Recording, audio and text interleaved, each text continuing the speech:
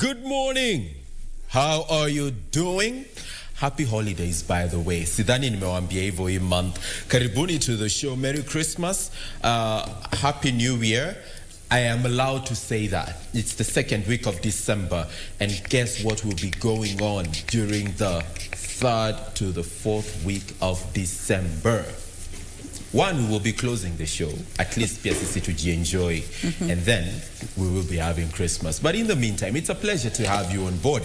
Asanteni sana kwa kuja. Thank you so much for coming. My name is Samuel Njoroge, and as usual, I'm never alone. I cannot allow myself to be alone. Even the Bible says it is not okay for a man, not a woman, for a man to be alone. So for me, amenipatia tripartite trio.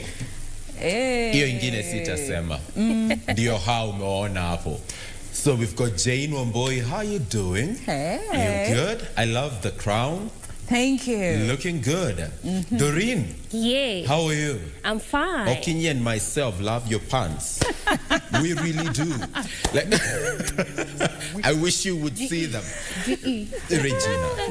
Regina, we missed you on Thursday. We really, really did. Sams. Huh? Hire and Hijina. Oh, yeah. Hijina Hire.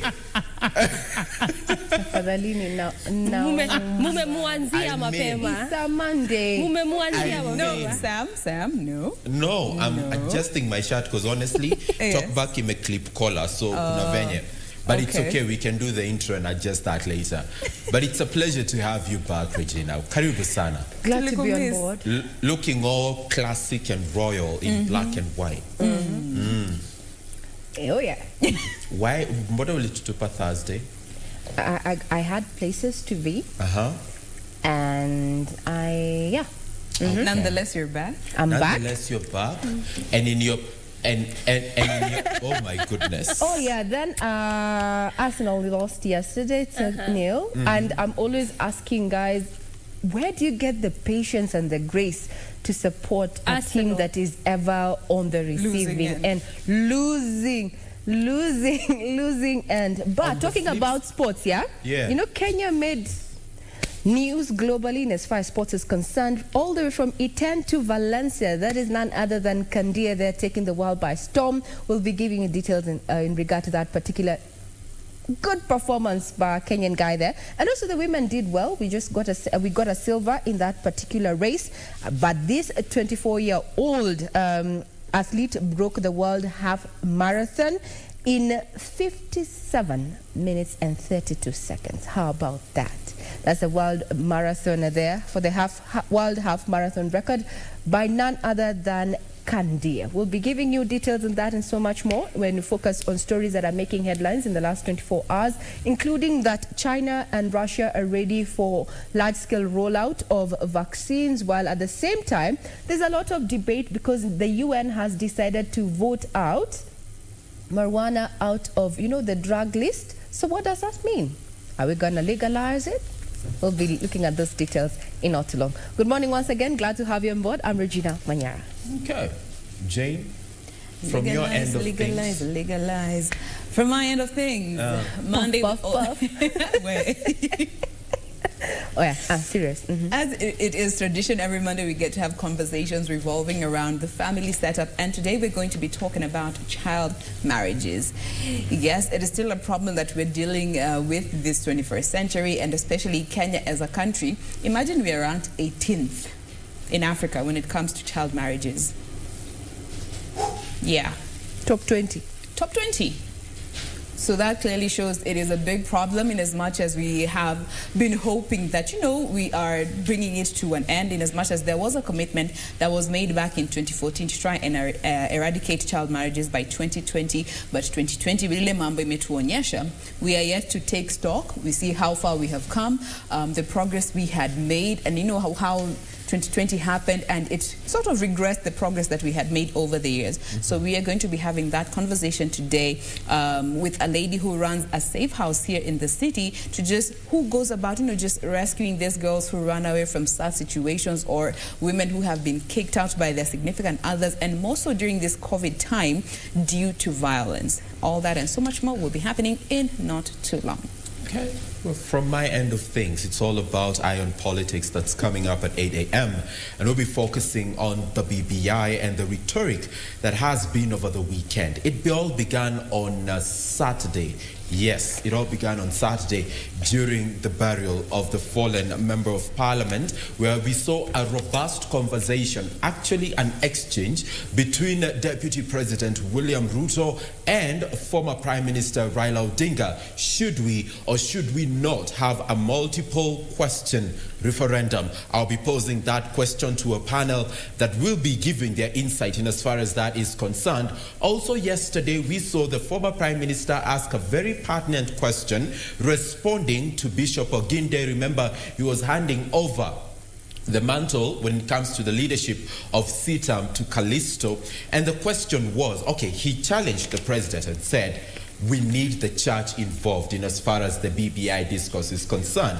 But the former Prime Minister had this to ask: where was the church for the last 2 years? And is the church even legitimately asking for an inclusion, owing to the fact that it has been used to launder money from corruption? So these are the issues we shall be weighing in on. And as far as Iron Politics is concerned, at Sam W. Njoroge, at KBC Channel 1, at Doreen Range, at Jane Wamboy, and at Ray Manyara. But in the meantime, Doreen, what do you have for us in as far as the traffic is concerned? Yeah, exactly. This morning, we won't be looking at any progress that has been made by the different bodies designated to make our roads look better. On the flip side, though, we'll actually be looking at minor roads as well as slip roads, and also just trying to better understand what makes a road a minor road and what makes a road a slip road. Now, in that regard, we'll be looking at two roads. This will be Muranga Road, just as you leave Thika Superhighway before you join to Globe Cinema roundabout, and also State House Road, one of those roads that, especially in the early morning hours, is not really that busy. So this morning, just look at those two specific roads and the traffic flow. And ultimately, what that means is that if at all there'll be any kind of heavy traffic, especially as you leave Muranga Road before you get to Globe roundabout, given the fact that that is one of those busy slip roads in the early morning hour, then we'll definitely try to look at some alternative routes for our viewers coming from those specific areas. But that will be our focus this morning as we look at matters traffic. Many thanks for making time. My name is Doreen Arange.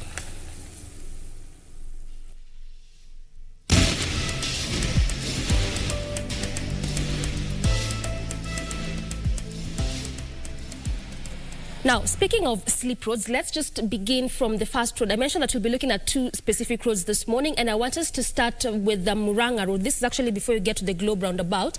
Now, this specific road comes all the way from Thika Superhighway, just before you get to, this is around the Fig Tree area, as you leave Ngara, coming all the way to the city center, branching off to the other side of Forest Road and joining Tekipande Road as you head over to Westlands. It is one of those busy slip roads, especially in this early morning hour. This is Muranga Road, given the fact that just as I have mentioned, coming all the way from Thika Superhighway as well as Forest Road, and this goes all the way branching off to Park Road, as well as just joining to the other side of Globe Cinema roundabout. Now, this is how it is looking like as of now. Pretty interesting, because in this early morning hour, oftentimes we'd expect to see the heavy kind of traffic just because of those reasons that I've mentioned, but clearly as of now moving at a pretty fast pace. And the beauty of that is that this is actually on both lanes. So it only means as you're leaving Thika Road, as you're leaving Forest Road, coming through Muranga Road, and also as you're leaving Kipande Road, as you're leaving Park Road,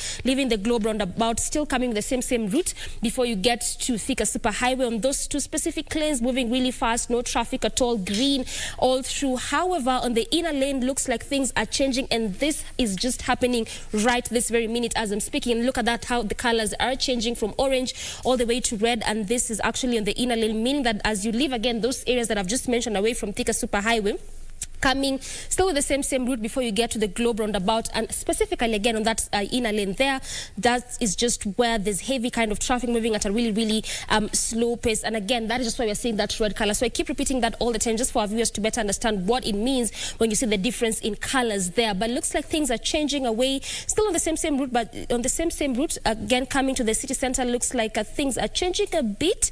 You know, just yes, traffic there, but at least a manageable kind of traffic on some sections along Muranga Road, and the same situation goes on till you reach the Globe roundabout, just before you get to Ngara, around the Ngara area, or as you branch off to Ngara Road, leaving that specific route, also again branching off to Park Road on those specific sections that I'm just mentioning.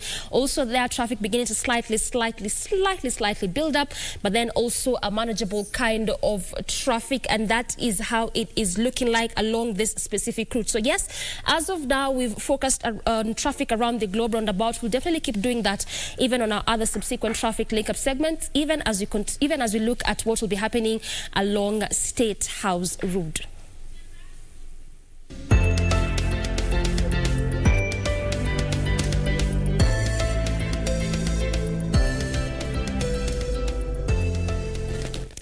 Right. If you are just joining us, this is Good Morning Kenya. My name is Jane Wamboy, and we want to get started with the first segment in the headlines, getting to see what has been captured on the different dailies. This morning, we have 4 different newspapers this morning, so we'll be letting you know what is in what paper. And to start us off, but remember, you can be part of this conversation using the hashtag Good Morning Kenya on Twitter. Our official station handle ever remains at KBC Channel 1. Our individual handles at Sam W. Joroge, at Raymanyara, at Dorina Rangi, and at Jane Boy is how you can find us. Now let's start with the Daily Nation and looking at the front page. At the top there, this is a story about a businessman in Thika who was kidnapped, and after 75 days, he has come out to explain, you know, the predicament, what happened, what he had been going through. You can get to read more about that. It is a story that has been on the dailies for quite some time, and you can get to read more about it. The past 11 weeks, it has been highlighted. Looking at the main story on the front page this morning, a split over Christmas lockdowns, as the numbers are worrying, and now governors are fearing for their regions, saying that they might be hard hit by a spike of infections as people travel for their festivities, and are now pushing for the restriction of movements during this Christmas period. And now officials have, however, ruled out another lockdown. So what is the way forward in regards to that? We'll be seeing how that story has developed in this particular daily.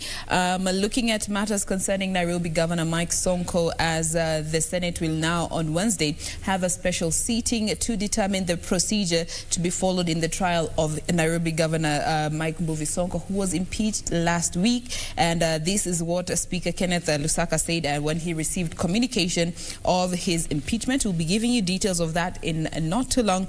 And also matters concerning the education sector, as Cooper Tropples not in the race for numbers as they prepare for elections.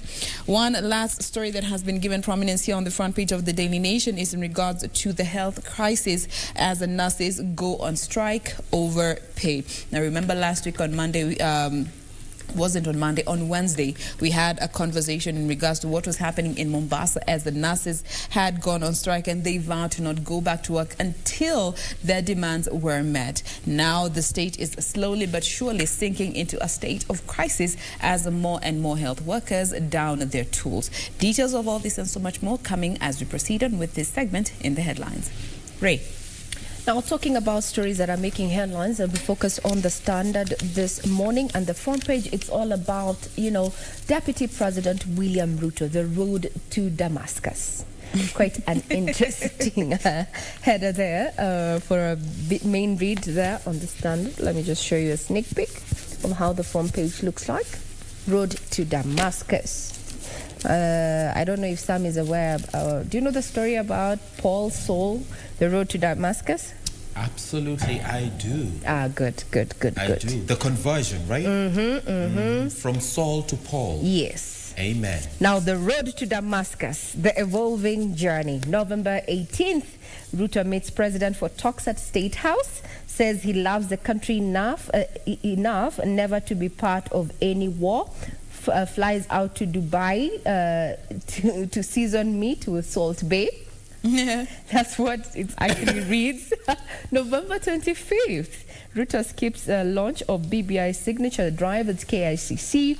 Later tweets saying that there's still a real chance at consensus. November 27th, DP for the first time emerges to celebrate an aspect of the BBI bill, says Article 11A will anchor ordinary people's struggles. November 28th, Ruto announces that he has a duty to assist the president, says document improved and worked on to avoid divisive contest.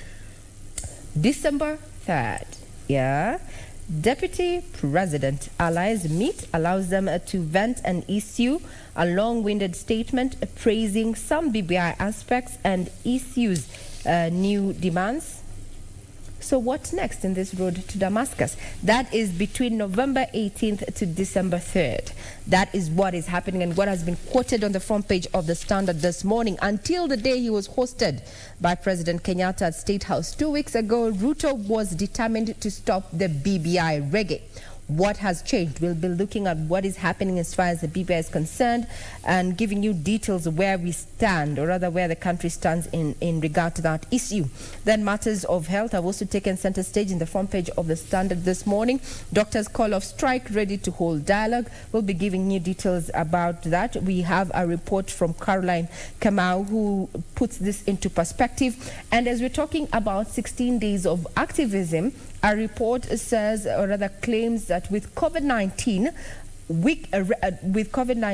issues of funding and such have seen thousands of children sent away from care homes. That has been given prominence on the front page of the Standard this morning. So they're calling it Road to Damascus. Mm-hmm. So they're trying to get a catchy headline to so what dramatic. the Sunday. Do you know what the Sunday Nation had yesterday? What? Game of Thrones. Ooh. Yeah, and then they put the pictures of the president, the deputy president, and Raila Odinga. And people were up trying to, Who throw who can be Stannis Baratheon, who can be House of who's from House Stark. Of course, there's no Targaryen because clearly none of them is Daenerys, unless I think there's Matakarua, someone who has potential to unless be Matakarua Khaleesi. decides to pick up the mantle. Sorry? In this particular case, Khaleesi can be a man, and there's one who has potential to be For real? Khaleesi. Yes, but I hold. Who be Jon Snow? Who be Jon Snow? There's no Jon Snow there. Yeah? There's no Jon Snow. I'm trying to dig out something because someone came up with a very, very, very close Detailed prediction. Yeah? He was saying that Uhuru could be King Joffrey Baratheon. Yes.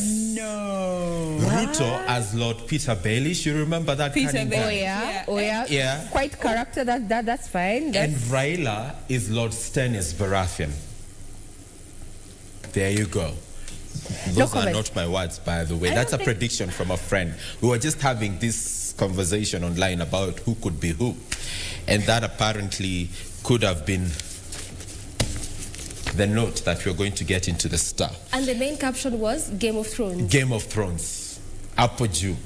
So now people started, Okinyi. We need to get our own Khal It needs to stop. And now getting to the Star, it bears the headline, BBI dilemma, DP Ruto reduces the list of tough demands. He was heard speaking over the weekend, and one of the questions he was posing was, if at all, we as Kenyans can be trusted to vote 6 elective positions during one poll, why can't we also be trusted to have a multiple question referendum during a day? That is a question he posed, one that we shall be analyzing with my panel this morning. And also from his part, Raila Odinga yesterday challenged the church, saying, as much as you're requesting to be included, where were you for the last 2 years? And what have you been doing? Sanitizing corruption money. So we'll be looking into some of these concerns and sound bites that were captured over the weekend, which clearly have contributed to the headline with a Star this morning. BBI dilemma, Ruto now reduces his tough demands in as far as this document is concerned. Also, we have Mike Sonko. Wow. The man who once alleged to be third in command in as far as designation of survivors to the presidency is concerned.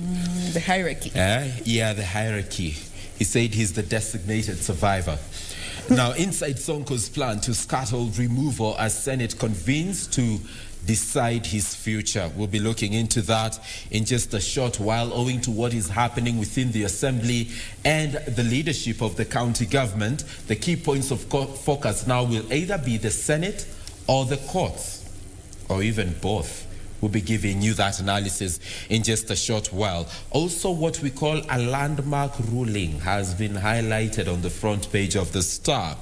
Justice Agrem Chelule has overruled Akathi's court and denies father the child's custody. This story is on page 7, and I will literally, by the way, give you details as far as this is concerned. I feel it's a topic that can find its way into Family Check one of these Mondays. So Jane, cheza kama wewe. And then crazed wife killer gets 15 years in mental asylum.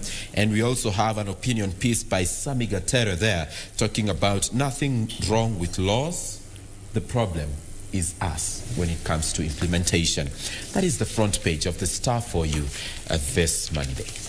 Right, now coming to the front page of the PD, Senate now recalled to debate Sonko, and this comes after the Nairobi governor was impeached last week on Thursday, again also after 88 members of the county assembly voted in favor of that. Also matters with BBI still finds its way, where Ruto says, I won't lead the no campaign against BBI. Ruto declares. That is how PD captures it. Again, also in regards to the festivities and this festive season, bars, churches, new targets in Christmas ban, and this is actually coming at a point where the government is, just thinking of tougher measures ahead of these festivities, and this is to curb the spread of COVID-19. Key among them being the curfew hours, social gatherings, bars and restaurants, churches and mosques.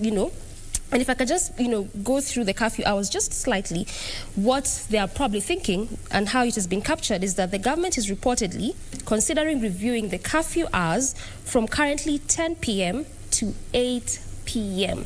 And this is actually coming during this festive season. Yeah, from 10. That's why I said. Let me. Start from that point. That's why I said. Let me just read it through how it has been captured. Now, for the curfew hours, this is actually what it's saying. Let me repeat. The government is reportedly considering reviewing curfew hours from 10 p.m. to 8 p.m. They are rethinking of reviewing during this Christmas and New Year's. Okay, but we will wait and see. Now, it's a shocker. Wacha kwanza to process your Doreen. Your curfew hours. It's still a proposal, guys. It's still a proposal. Nothing has been. That's why I said they're thinking. So it might not come out that way. Where there's smoke, there's fire. There's fire. I mean, why is that happening now? We thought this kind of an address would come in 2021. Ndio hiyo. Sasa nishaku prepare just in case you see them reviewing and they put it to 8 p.m. At least now you are aware. It could go that way. Still, imetugonga tuko kwa floor. Okay. Ndio hiyo alikuwa Christmas yako huu mwaka utakuwa wapi? Kwa nyumba. Na venye break iko mbali, what time will I recover? Now, as you're working on recovery. Doreen umemaliza. Are you done? But actually from that story, I think memaliza hii front page because nikiendelea sana nitaharibu. Napenda venye umeji self-govern. Now. Be still. While we are still processing that, let's get a look, the sounds and pictures of that record hold, or rather that breaking of that particular record. That's a world half marathon record at 57 minutes and 32 seconds. We say from Iten to Valencia with love. That is none other than the 24-year-old Kandie. Here's a report prepared by Karanja David.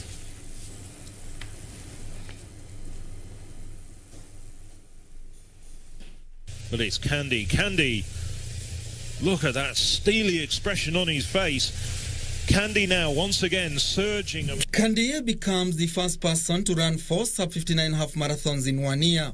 The top 5 men remained in a tight pack through 19 kilometers, all on world record pace. Candy and world half marathon champion Jacob Kiplimo broke away at the 20-kilometer mark, trading leads until Candy took the race and the world record. Kenya's Ronex Kipruto finished third. 100 meters to go. It is going to be a world record. You can see it on the tape. Kibiwot Candy unofficially 57:32. A world record for the Kenyan. In the women's race, Ethiopia's Genzebe Dibaba won the event in her debut over the distance. Dibaba clocked 1 hour, 05 minutes and 18 seconds to take top honors, while Kenya's Sheila Chepkurui and Senbere Teferi completed the podium dash. Meanwhile, Kenya's Evans Chebet ran the 6th fastest time in marathon history to win the marathon and set the course record. His 2 hours, 03 minutes time was highly calculated. Chebet sat behind the second place finisher Lawrence Cherono for the final 2 kilometers, only passing him with 300 meters to go. Cherono finished just 4 seconds behind Chebet, while Birhan Ulegese settled for that position. In the women's category, Perez Jepchirchir continued her impressive run, clocking 2 hours, 17 minutes and 16 seconds to bag the title. On top of her great race on Sunday, in 2020 alone, Jepchirchir has become the reigning world half marathon champion and twice set the women-only half marathon world record. Joycelyn Jepkosgei and Helelia Johannes of Namibia completed the podium dash.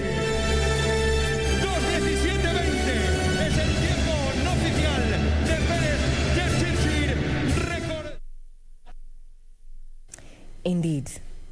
Quite breathtaking. I was just saying here off the cuff that I don't know how people just run, you know? You're just running, you know? Like, you know, you can run to catch a car, to catch a cab, because there's like an end goal and you know like hapa. So you're like a marathon. Imagine. End goal. You know, I'm even talking about... You cannot see it literally. You don't see the finish line here. Swali ni, after to me break world record yani, how is it consider your story a curfew? But as actually, a gift, let me tell you, as a gift, we promise we will behave. We do you know, actually I was looking at these measures again on the same paper, and nilisema nikiendelea nitaharibu. Wa? This year in itself has been short. I mean, January, Feb, March, lockdown, Jerusalem, December. Tuko BBI. Hata December hatuifeel. Tunangoja Krisi ndio tuifeel, alafu ndio hiyo 8 p.m. itanipata kwa nyumba, so it's fine. We're too sure that this half marathon, all of the first 5 athletes crossed the mark in under, wait for it, 58 minutes. I know. You know?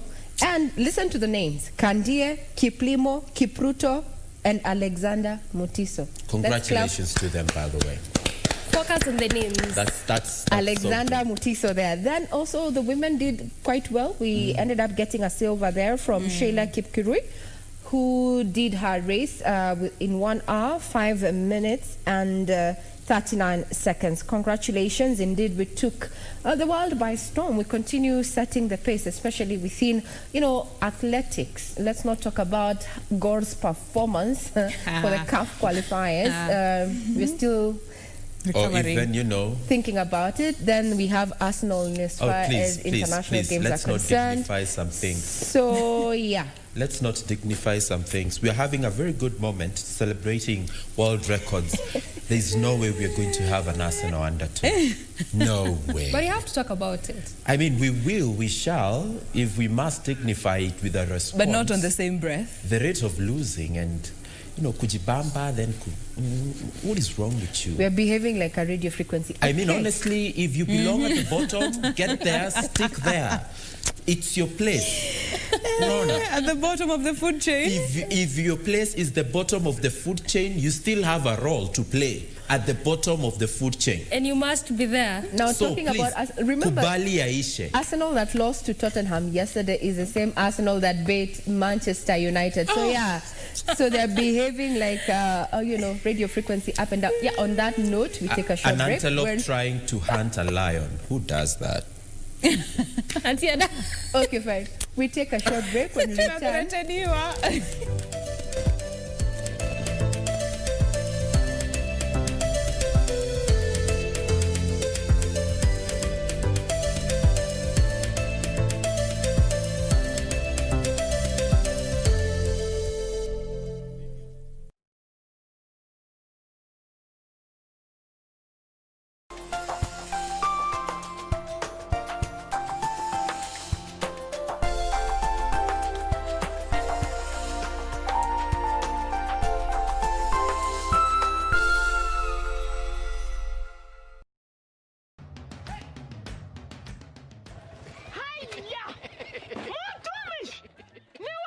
Ni mimi. Ulitoa pikipiki? Mulitani sitaomoka. Ni yako. Hii nduti ni yangu. Niliwahi pale Quickbit. Quickbit?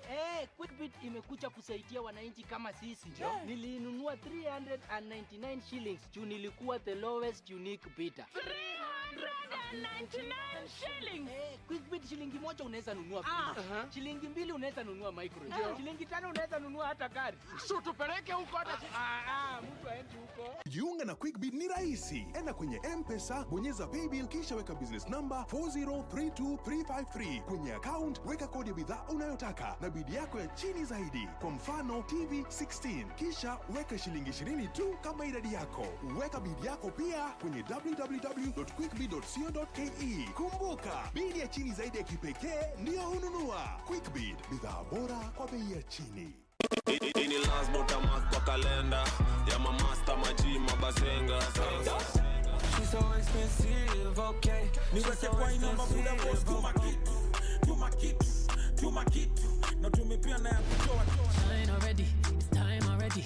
A line already, it's time already. Make I tell you what you love for a bullet. Baby, come release your body, body, yeah, back it up right away, right away, right away. Gang, rada chafu nikishikaga, hizo chafu bana shika shash, pale bedroom kila siku bash, hii ni leche ndakikomba.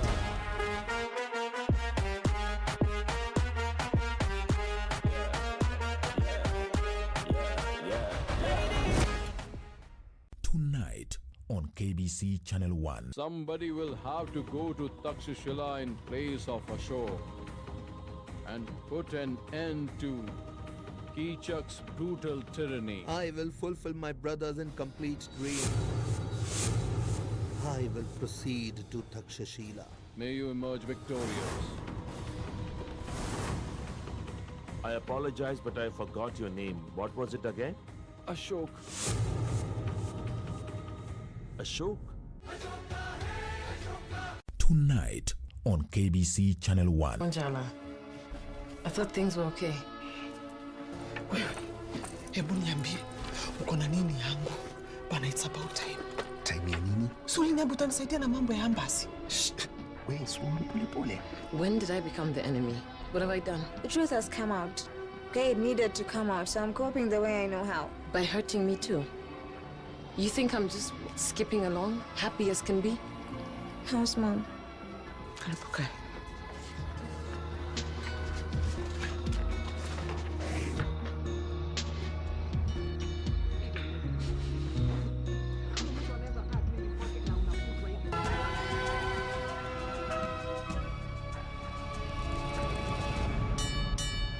Tonight on KBC Channel 1.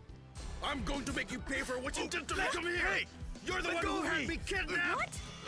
Let go of me, you fool. What are you talking about? Don't tell me you don't know. The police have just captured one of your accomplices. I just found out from Lieutenant Guelian. You're going to rot in prison, and I'm going to deliver you there myself. No, Ramon, calm down. Jorge, what happened to my leg? No. This can't be happening, no! Listen, if they didn't amputate it, you would have died. I would have preferred to die, Jorge.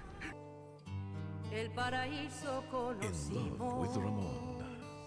A love from the past will mark the love from today. I love you, Mauro. I love you like I have never loved before. Now the same obsession that ruined the past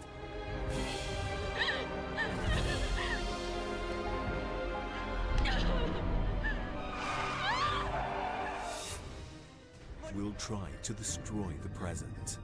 Only this time, love will have more than one obstacle ahead. I need a doctor to tend to her right away. Please, miss. A doctor. Call a doctor. Loving you is all I want.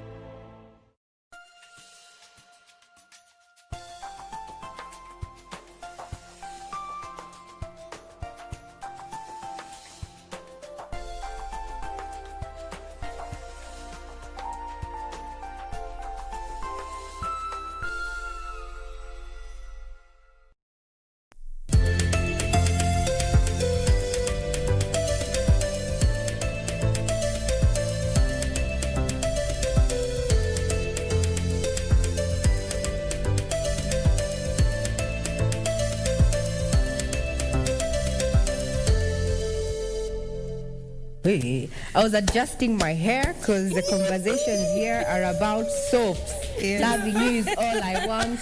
The promise. Which the convos began on Thursday, and it looks like even here on Monday, we're still having the same conversations. We ain't going that way. Fix your crown, Queen. Fix your crown. What did you just say? Fix your crown. Did you say the promise, Kina Angelo and Judge overrules Kathy's court, denies dad custody. You remember that story that was on the front page of the Star? So it's on page 7.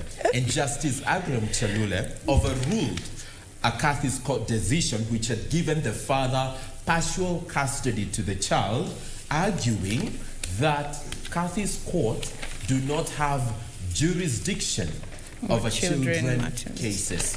That story is on page 7 of the Star today, and the ruling precedes another one that had been rendered in September 3rd, 2018, and thus declaring it null and void.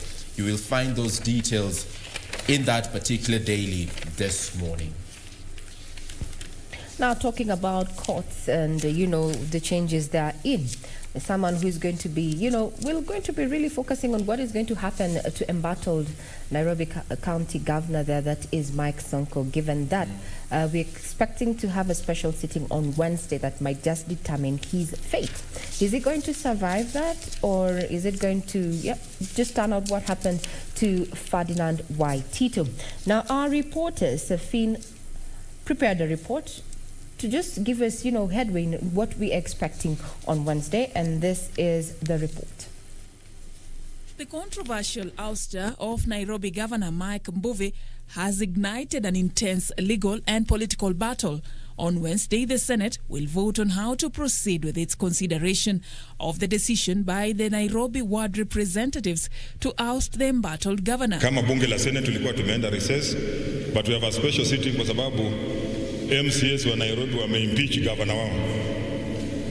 Sasa anakuja kwangu Jumatano, tuone vile tutafanya. Hawa ndio wataamua. Mimi ni referee. Governor Sonko was impeached on Thursday despite his attempts to thwart the process through the courts. Justice Nzioki Makau had on Tuesday issued temporary orders stopping debate on Sonko's impeachment pending a hearing between all parties. Sonko had moved to court to stop the impeachment with his lawyers, arguing that the motion was in violation of an earlier court order which stopped the process in February. But on Thursday, a total of 88 MCAs voted in support of the ouster, accusing the governor of abuse of office, gross misconduct, and lack of capacity to run the city. If Senate upholds the impeachment, the county would be thrust into uncharted territory because the governor would leave office without a substantial deputy governor to take over as per the requirements of Article 182 of the Constitution. Nairobi has not had a deputy governor since the resignation of Polycarp Igathe in 2018. Meanwhile, a section of youth leaders from Nairobi County under the umbrella body dubbed Coalition of Grassroots Human Rights Organizations have threatened to stage a protest to the Senate next week, seeking to stop the impeachment process. Le mambo mnafanya, sisi kama vijana wa Nairobi tuko na masahihi zetu na tumehakikisha vijana wote na wamama na wazee Nairobi County wameweka sahihi zao wakikondem hiyo mambo ambayo kwamba inaendelea ya impeachment ya Mbuvi Gideon Kioko. Tutaenda kule Nairobi, tunajua utatupiga. Wafuasi wote walipigia Gavana Sonko kura tutaenda kudemand haki yetu ya kwamba gavana yetu hajatolewa kwa kiti. Kuanzia Tuesday, hii town itakalika hadi Rais Mugai Kenyatta aite gavana chini wapige handshake. Si ndio wa Kenya? Sisi tunataka handshake ya 3. Sasa tuelewe, gavana Mike Mbuvi Sonko akae chini na president waelewane na hii mambo ishe. The youth leaders in opposing Sonko's impeachment say they will move to court to stop the Senate from considering the decision by Nairobi County Assembly to oust the governor. For Channel 1 News, I'm Safin Aching Oma. There you had it. That's a report sets the pace. We're going to be watching what is going to happen in the Senate come Wednesday. What's the fate that awaits embattled governor there? Mike Sonko. Is it going to go the way Tito way or not? Tunapenda venye umeshika breaks. Inabidi. Breaks ni ungemalizia jina. Breaks ni muhimu. Now, guys, we're in the 16 days of activism. Yeah. Hey, nimesema vizuri leo. Congratulations. I'm so Looks like proud you of practiced it. So for the first time, I didn't overthink it. Kenya, she got it right. Okay, Sam, chill. So here there's a piece, a warning as battered men suffer in silence. This message mostly came from security organs. Please repeat that. I think Mr. Okinyi upstairs needs to hear that. Ndaka kusikia tena? Yeah, please. So, a warning as a battered men continue to suffer in silence. And this came from mostly, not just only, but mostly from security organs in the central region, which have cautioned against ignoring reported cases of sexual and gender-based violence against men. Now, they cited social discrimination against men who fall victims of sexual and physical violence, noting that in the face of the law, they're humans and they need to be heard regardless of their gender. Now, what he said was that there are complaints that men who show up at police stations and chief offices, they are saying that reporting cases of being physically and psychologically abused by women, they are either mocked or their cases are treated as comedy. Now, most of these men, they fear the stigma that comes along with going to report and also being branded as weak. But looking at the most common forms of abuse that they have been facing, they are mostly physical harm on their genitals and scalding by hot liquids. Now, he said, Mr. Nyangwanga noted that excessive consumption of alcohol and drugs has turned a sizable fraction of men into zombies, making them vulnerable to pushes and pulls.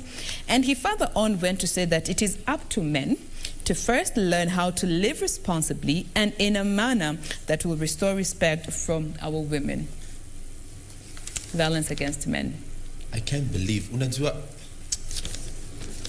Anyway. You see, I think you're so... Go ahead, Regina.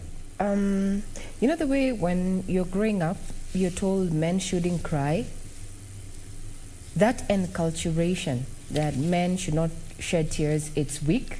It has a ripple effect, on all this, because men are shying away from saying that they're victims of gender-based violence because they've not been enculturated to actually accept that this can happen to them, We need to change.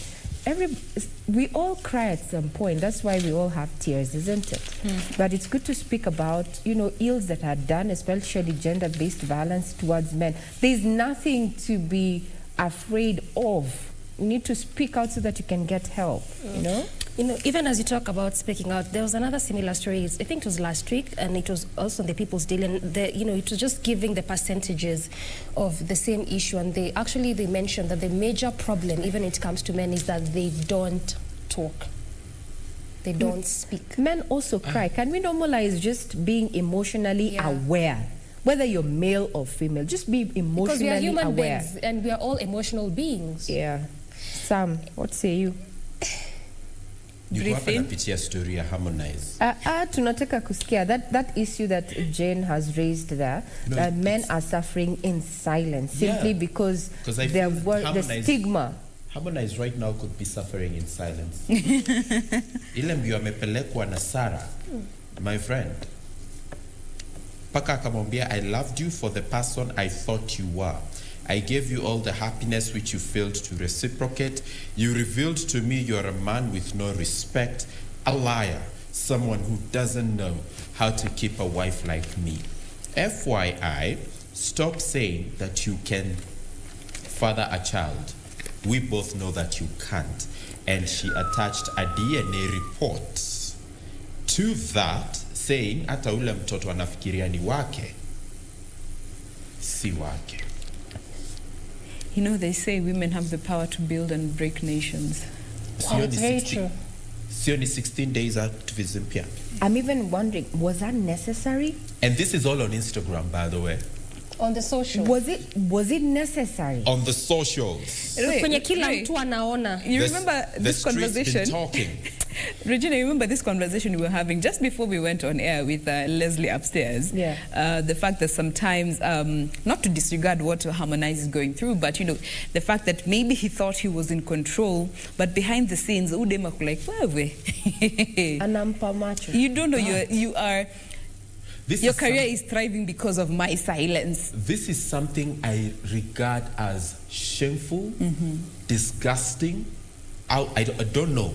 Disrespectful. The moment I can't even call it disrespectful, because for someone to actually do it, they're not respectful enough. They don't even understand what respect is. So I will not call it disrespectful because okay. You can call it. Frankly speaking, maybe hajui respect ni nini. But the people who have a tendency of leaving a relationship and getting into another by using the secrets and the information of the previous, that is disrespectful. Who raised you? Because this is wrong. And especially to bring down the other person. Ati to bring down zile vitu mlikuwa mnafanya huko ndani, sasa mnakuja kutuambia. That is so vindictive. Very. That is very vindictive, and I'm wondering, to what end? To what end? Does it add value? Yeah. Does it add value? Good question. What I wonder is people who do that, what do they stand to gain after you've shunned the other person, made them look bad after, you know, because you've broken the relationship? What are you standing to gain? Sam, but just read that caption again, if you don't mind. Oh my goodness, she's actually going to make me go through it again. All right. I loved you for the person you were. Disclaimer, no. Underline the word loved. I gave you all the happiness which you failed to reciprocate. You revealed to me you are a man with no respect, a liar, someone who doesn't know how to keep a wife like me. All right? And Sarah also posted saying that the singer could not sire children and that the DNA results came back negative thrice. Si wako na mtoi na dem. The results came back negative, showing you're not the father. But since you failed to father a child of your own, you are now claiming someone else's baby. I think people get into relationships for the wrong reasons, to start with, especially with celebrities. And when things don't work out, they just look at this person's source of livelihood. Wanajua hapa ndio nitamalizia. And I think this is a classic representation of that. This is wrong, though. Okay, maybe it's right. We are not here to, because there are people who are of the school of thought, akinikanyaga wacha ataona. And there are people who believe in that.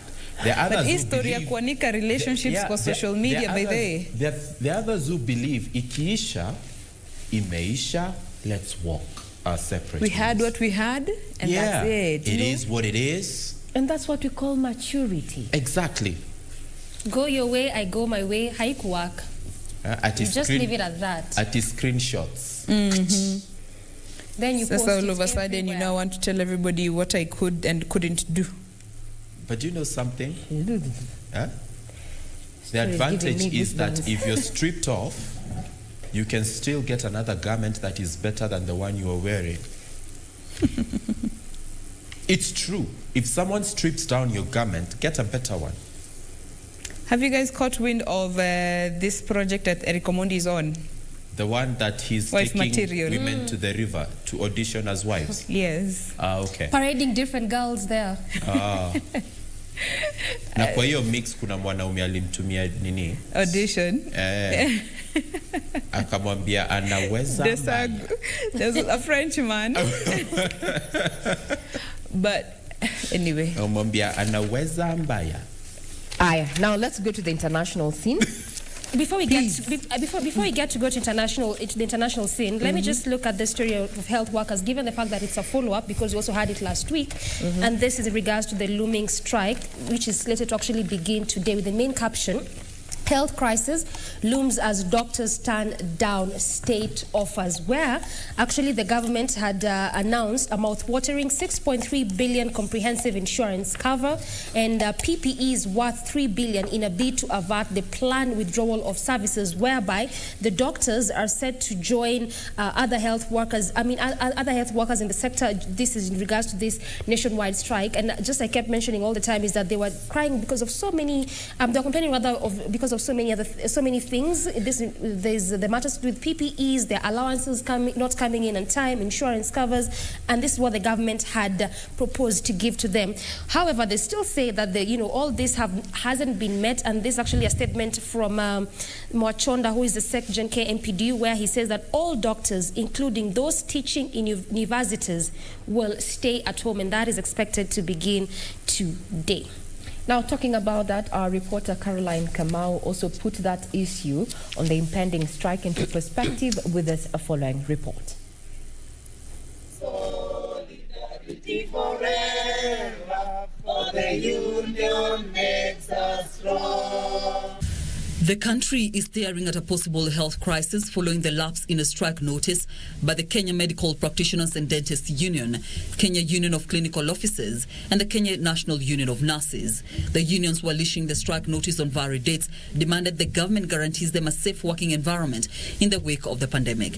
You cannot negotiate on matters of life and death.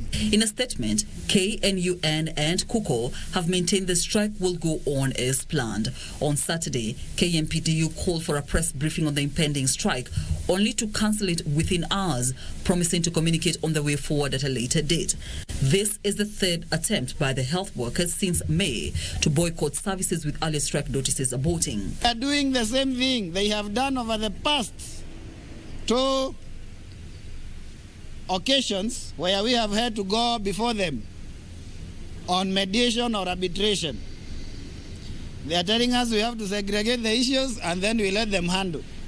And that is the same thing they said in May when we had our first strike that we suspended, and then in August when we actually suspended the second strike.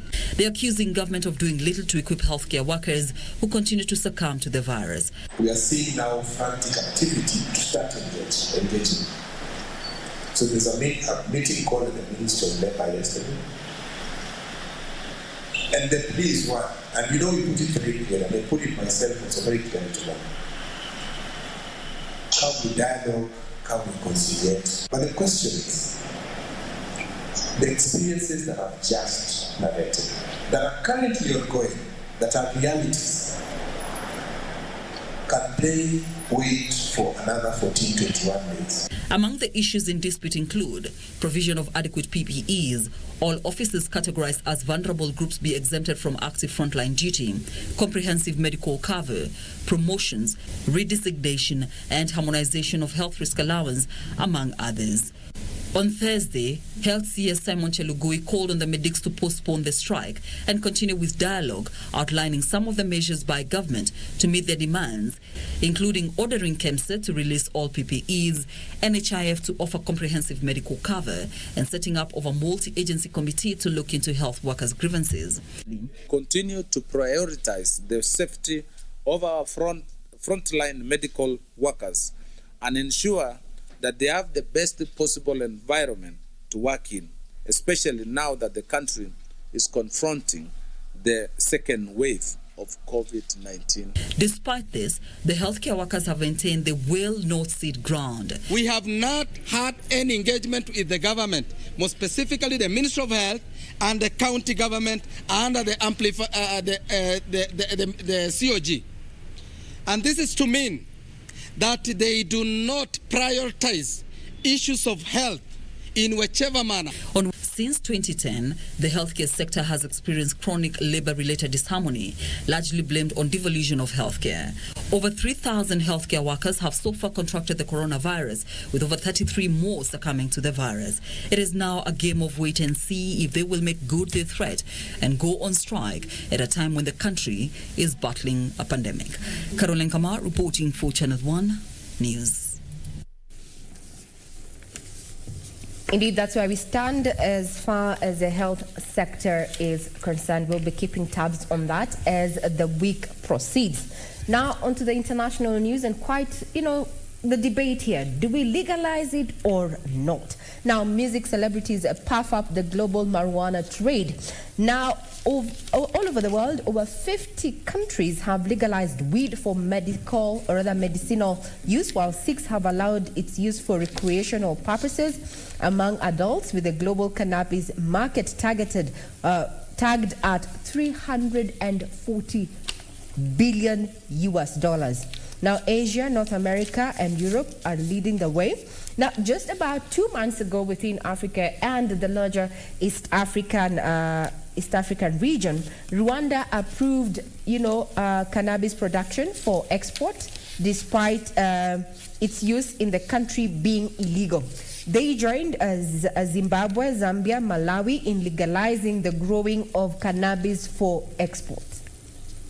Now, cannabis happens to be the most trafficked drug in the world, with over 190 million users, according to the 2018 World Drug Report of the United Nations Office on Drugs and Crime. Now, this comes at a time when the UN agency is voting to remove bank from the list of the world's dangerous drugs. Now, the focus has turned on its use, especially recreational use. You can get more details on this particular story on page 12 of the Standard this morning. We're also going to be looking at, how is Kenya going to take this news, or which direction are we going to lean? Remember, we've had some leaders actually calling for the legalization of marijuana. We're going to be waiting keenly to see how this goes, given that there's also an article here on the same page saying that COVID drives weed sales to high levels. Yes, you can get details of that and so much more on page 12, and also our website, that is www.kbc.co.ke. I think the more authorities continue to make it illegal, the more people want it. Oh yeah, the forbidden go for it. Yeah, the more you guy munaniambia nisifuate ndio nitaitafuta.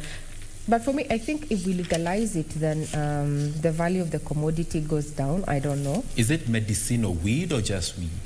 There are various versions. Now you see, strains. The UN is voting to get it off the drug list. This means then it is not a drug.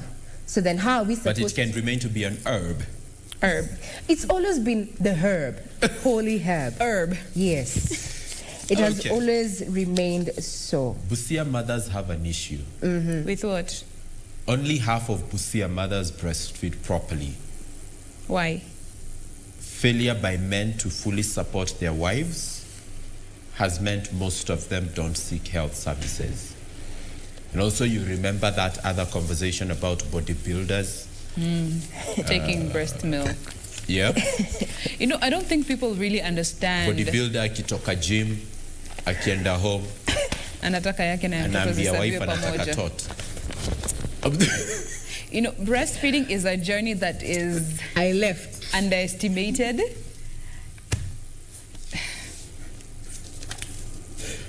Having to fully nourish a child is not a joke, man. Manze? It's not a joke. Building muscle too is not a joke. Make it a double. Mr. Producer, I beg on the to rocks. With that, we've come to the end of in the headlines. Thank you so much for staying with us this far. But we have more of Good Morning Kenya coming after these messages. Do stay with us.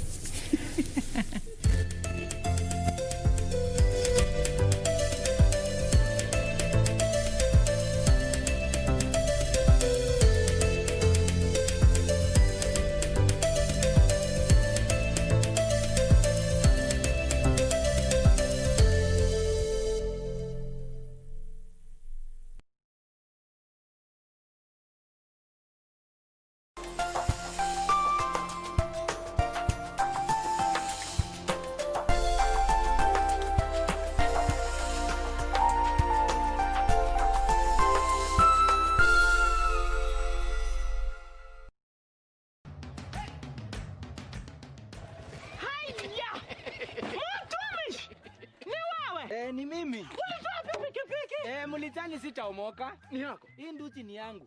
Niliwahi pale Quickbit. Quickbit? Quickbit imekuja kusaidia wananchi kama sisi. Nilinunua 399 shillings. Juu nilikuwa the lowest unique bidder.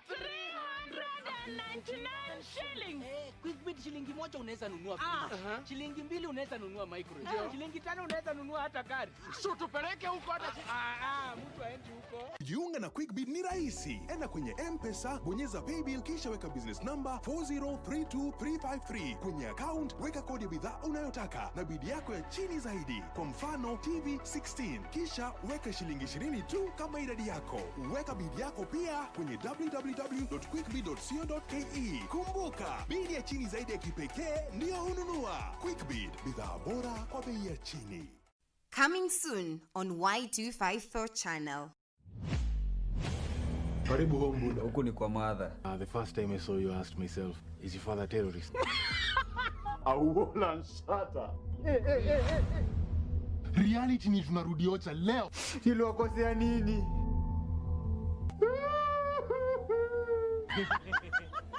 Uze maziwa yangu ndoche. Maziwa ni ya ng'ombe.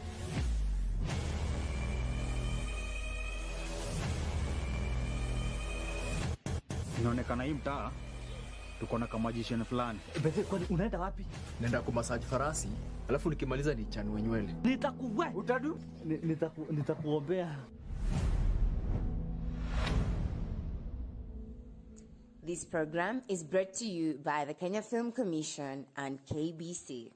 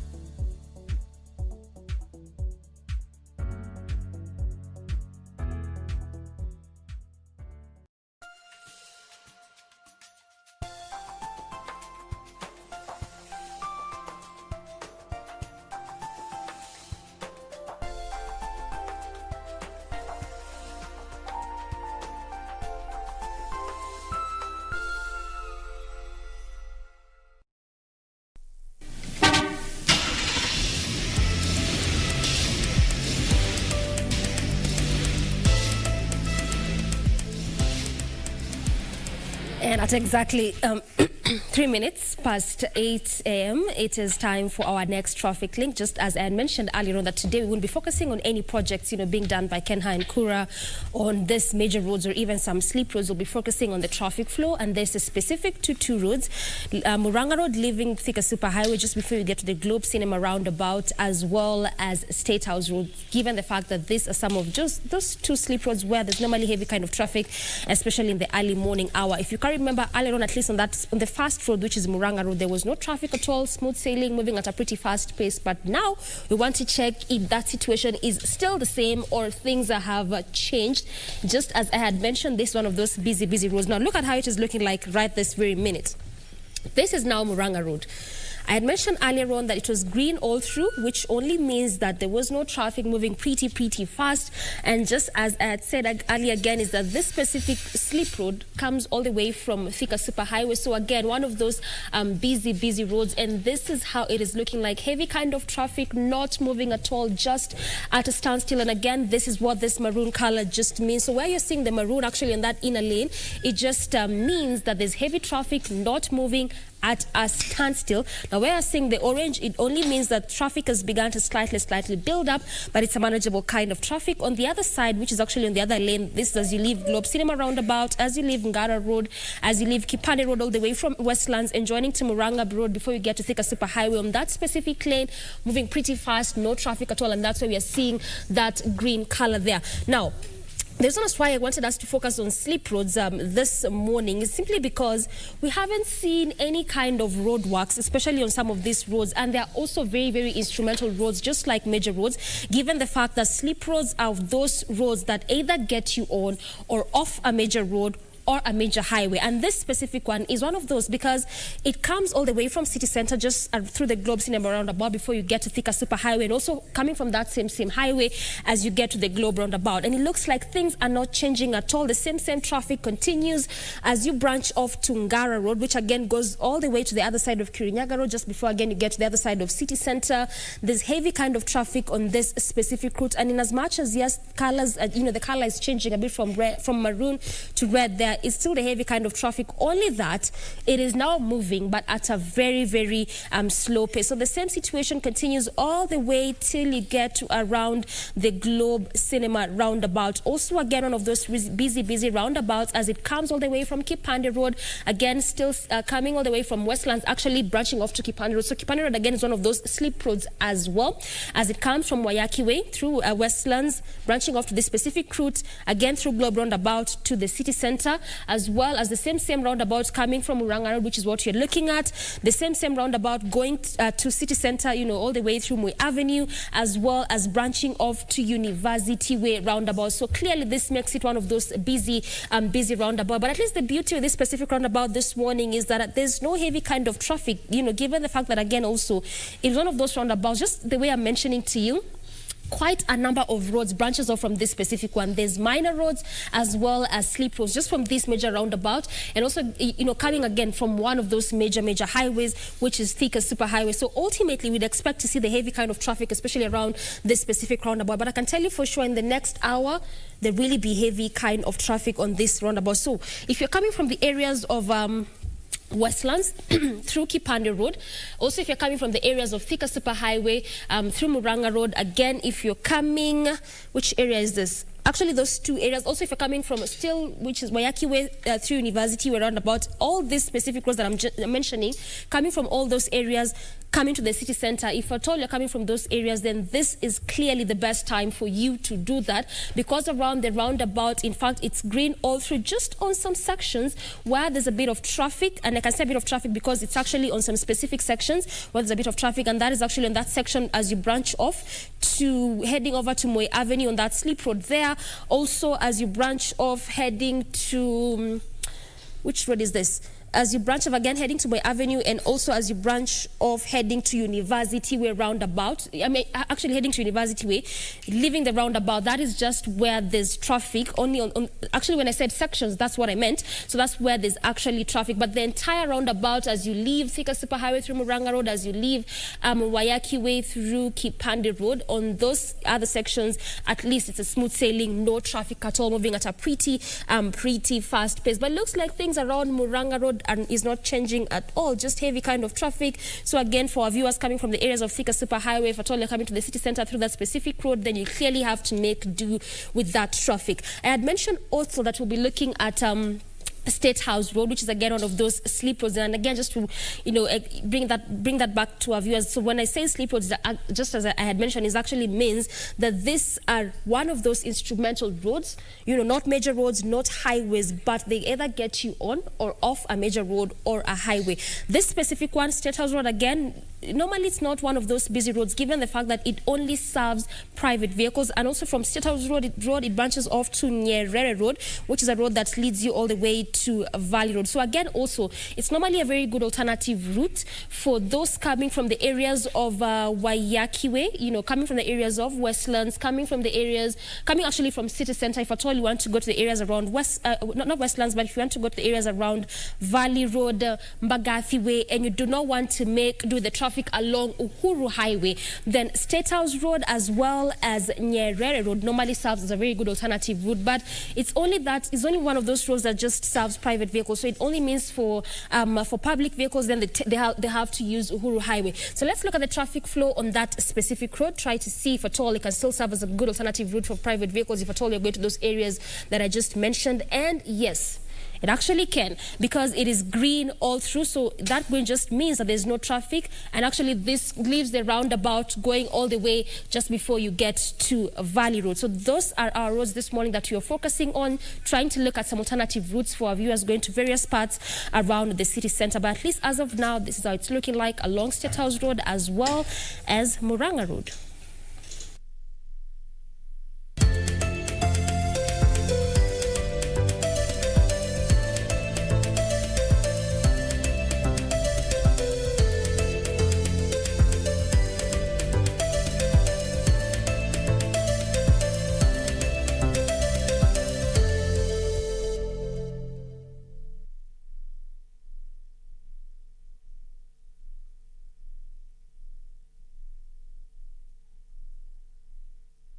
Reverend Callisto Odede succeeds Bishop David Oginde as the presiding bishop of Christ is the Answer Ministries in Karen, Nairobi.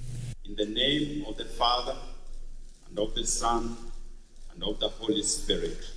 Amen. It is at his consecration ceremony that President Uhuru Kenyatta urged the clergy to work closely with government to deliver services to Kenyans. You can always count on my support, on my government's support, as we move together, state and church, to do God's will. Both of us are here serving, and we need each other, and we need to work together. The head of state calling for synergy in various programs to ensure the common objective of serving humanity is achieved. At the same time, he urged the incoming presiding Bishop Callisto Odede to lead with courage and develop his own style of leadership. But I don't believe in that, because I believe, as that famous poem says, do not compare yourself with others, because by so doing all you become is vain and full of despair. There is no need to compare yourself with others. God has given you your shoes, and He has made you for a time just as is this. Bishop Odede, in his acceptance speech, assured the president of his support and prayers, saying despite the current global health challenges, God will still revive the nation and all sectors of the economy. Bishop Oginde retires after 10 years of service as the presiding bishop. For Channel 1 News, I'm Sarafina Robi.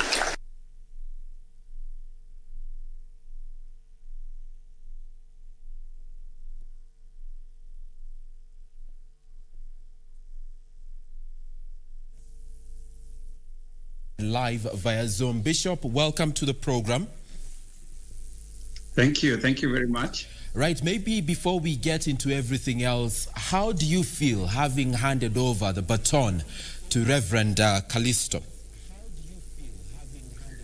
It feels great. This is a journey that we have walked for a long time, and for the last 2 or so years we have been preparing for this transition. So to see it happen and happen smoothly is a very fulfilling experience. So I feel happy that we have left in place a man who I believe is going to take the work of CITAM to another level. And so we are praying for him that God will help him to lead this ministry to where it needs to go. That's fantastic, Bishop. And you know, once a leader, always a leader. I don't know, what now becomes your role at CITAM? At CITAM, I am currently an ordinary member.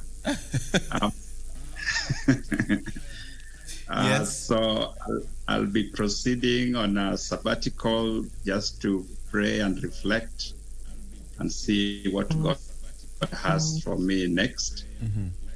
According to our constitution, the church may decide to redeploy, but we have to agree on that, whether I would want to continue or not. But otherwise, for now, Callisto is the man in charge.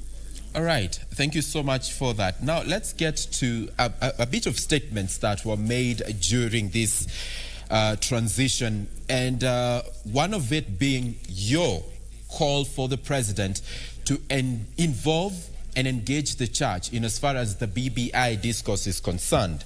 What issues are of interest to you as a church? The issues that we are bringing before, or rather we were talking about, are issues that have been there since 2005. So it's not anything that is new. In 2005 referendum, 2010 referendum, and we made a very clear presentation to the BBI team. So I know that some people are saying we were late and so on. We were not late. We actually made very clear presentations to the BBI task force. We made presentations again when they brought out the first draft. And for some reason, I do not know why the teams that have been charged with the responsibility of redrafting our constitution have always ignored the position of the church. And that is what we are talking about. And so the issues that we are particularly concerned about as the church, there are many broader issues that we can talk about and we have talked about.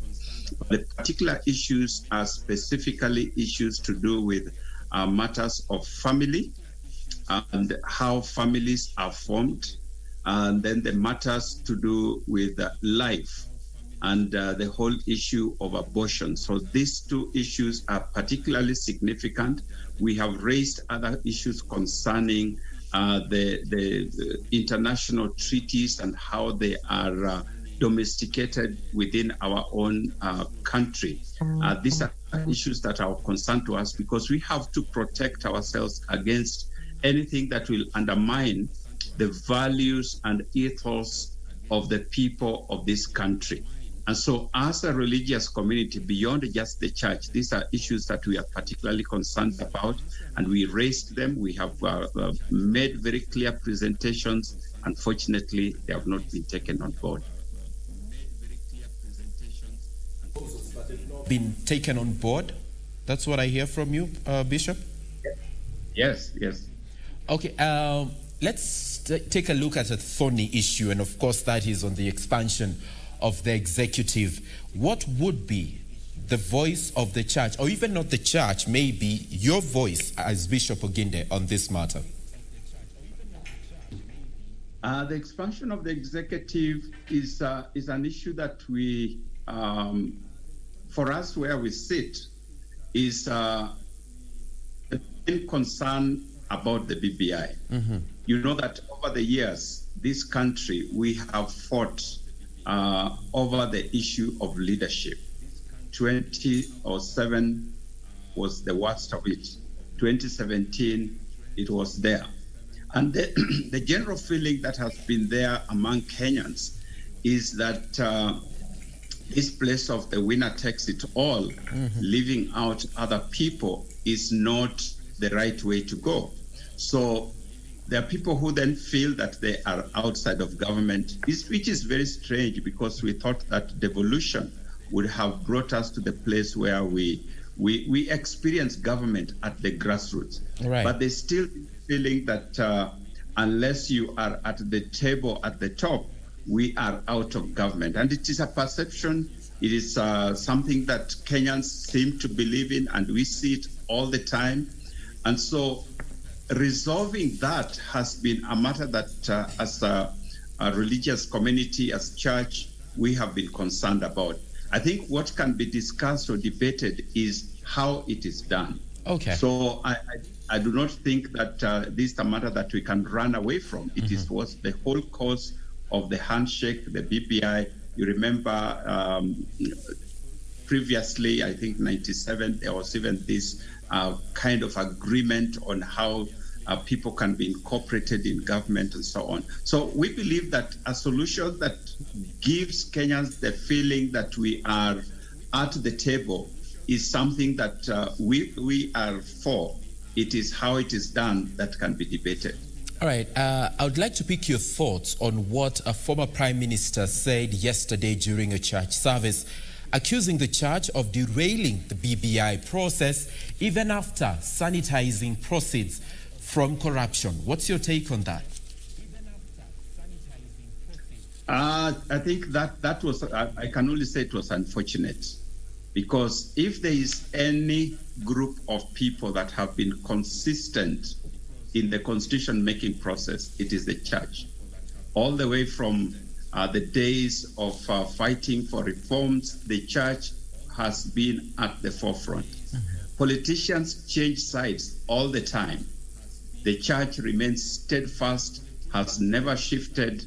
We have been there. When they go left, they go right, they go up, they come down, they find us exactly where they left us. So it is very unfortunate that anybody should accuse the church of derailing.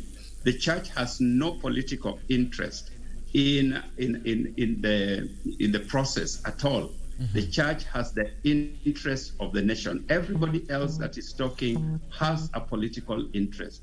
The church is the only one that can help put this whole process on track, so that when they are all done and dusted, this country can still move forward. Would the church then consider supporting a multiple question referendum? I do not, and this is a personal view, this is not something that was discussed. I think it is a good idea for giving people opportunity to make choices on specific references. But I do not think that with our kind of population, where a majority of the population is illiterate, that they can actually go to a ballot and know which question says what. I think it is practically just not possible. So it's a great idea, but not practical in my view. All right. Let's take a look at Pandits who argued that the voice of the church as it is right now is not as strong as it was during Alexander Muga's time, during Timothy Njoya's time. What would you say about that within the clamor, position of the church, within the clamor of constitutional reform? I think that is a misnomer, because the nation is developing. We can't, for example, say that the politicians of today are not as strong as those who fought Mau Mau time and so on. The circumstances were different. The issues were different. The things that were being fought over were different. And so you have to adjust with the time. And the key thing that we are looking at is how can we get this nation to where it ought to be. This country has, democratically speaking, we have made strides, great strides, that we can talk with you at this time over political issues regarding people in government, including the president himself. Is really a move in the right direction. This is not something that we could have done 20, 30 years ago. And so we cannot go back to history and use the tools of yesterday to do the work of today. So I think that time required that kind of move. This time we have a totally different context, and how we engage with the government must be different. For example, during the consecration of our new bishop that you say, that you have referred to, I thank the president for giving us room to talk with him. And he has given us room as a church, as a religious community. Not just about 2 or 3 weeks ago, he invited us to State House. We presented a memorandum which is in the public domain. We articulated our issues before him, several of which were taken on board. And as you know, the bill was adjusted. And so we are in a totally different kind of environment. And so our engagement methods must also change. Right, and I was in a position to follow the proceedings through Hope TV as this was happening on Saturday. And I also saw Bishop Mark Karaoke also borrowed from the same script. And also, owing to the fact that you say the train is moving express, right?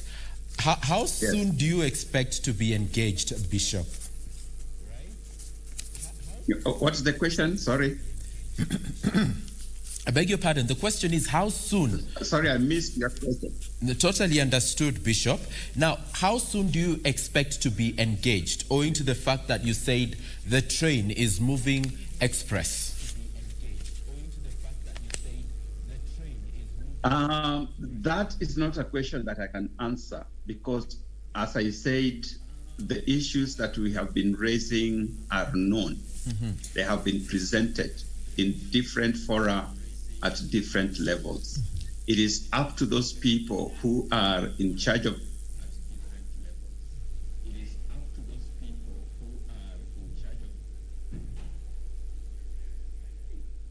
asking for today, and it's finished, and we are on board.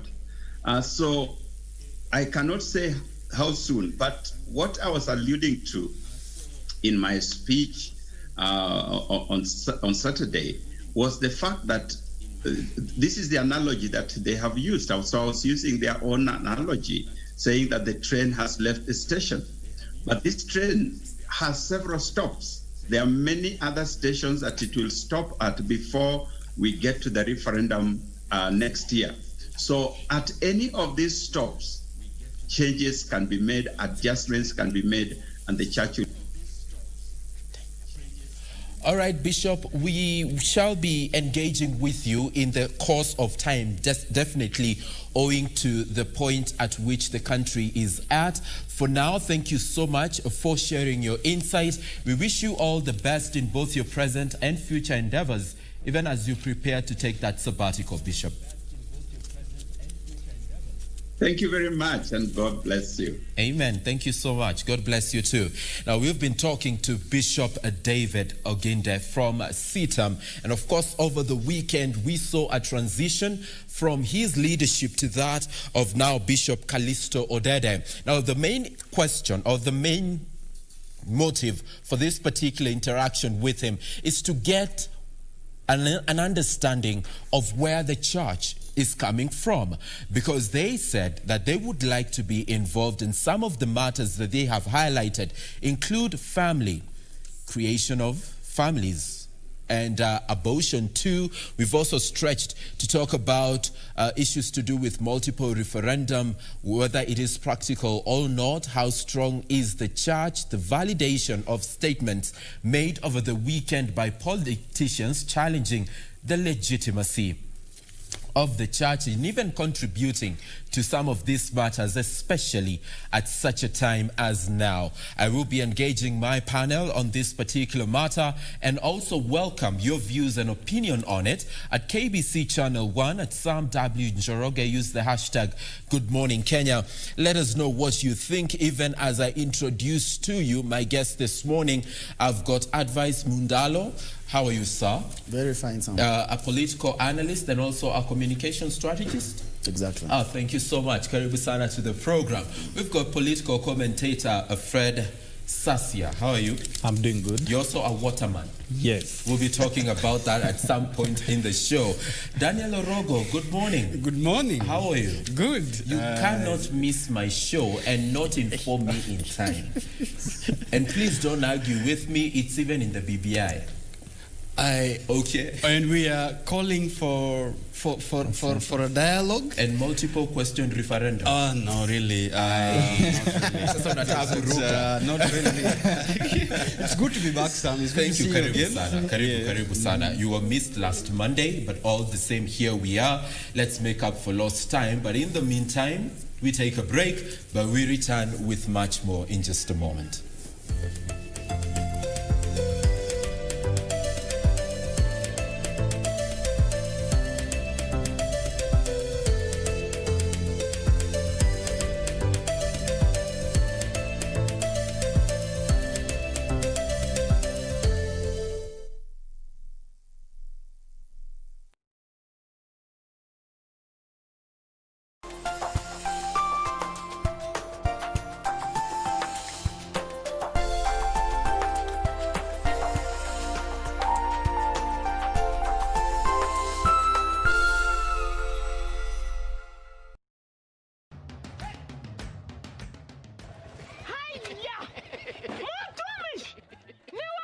Ni mimi. Ulitoa pikipiki? Mlitani sitaomoka. Ni yako. Hii nduti ni yangu. Niliwahi pale Quickbit. Quickbit?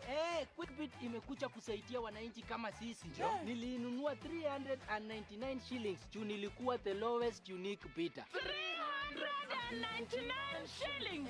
Quickbit shilingi moja unaweza nunua pizza. Shilingi 2 unaweza nunua microwave. Shilingi 5 unaweza nunua hata gari.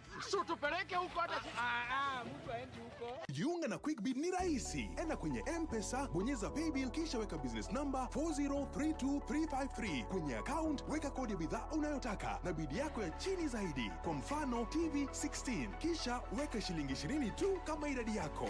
Weka bidi yako pia kwenye www.quickbit.co.ke. Kumbuka, bidi ya chini zaidi ya kipekee ndio hununua. Quickbit, bidhaa bora kwa bei ya chini.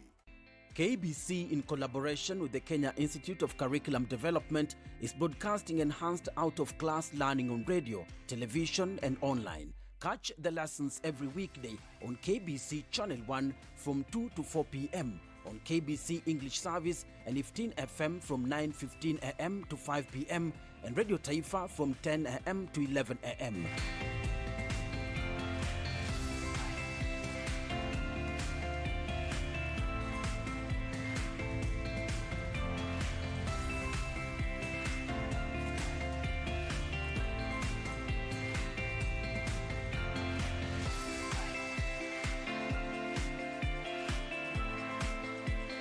KBC English Service, Radio Taifa and 15 FM are also available countrywide on the free-to-air Signet digital TV platform, or log on to www.kbc.co.ke for live streaming or download the KBC Online app on Google Play Store. Kenya Broadcasting Corporation, ensuring learning no matter what.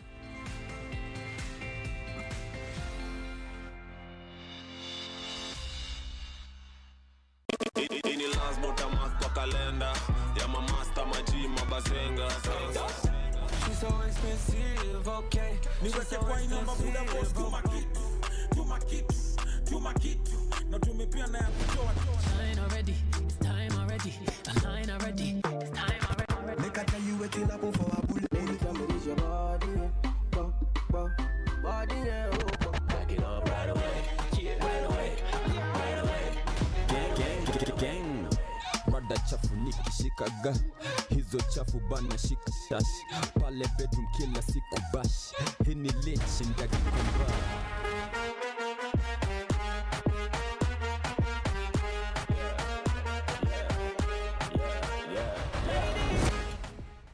Tonight on KBC Channel 1. Somebody will have to go to Takshashila in place of Ashok and put an end to Kichak's brutal tyranny. I will fulfill my brother's incomplete dream. I will proceed to Takshashila. May you emerge victorious.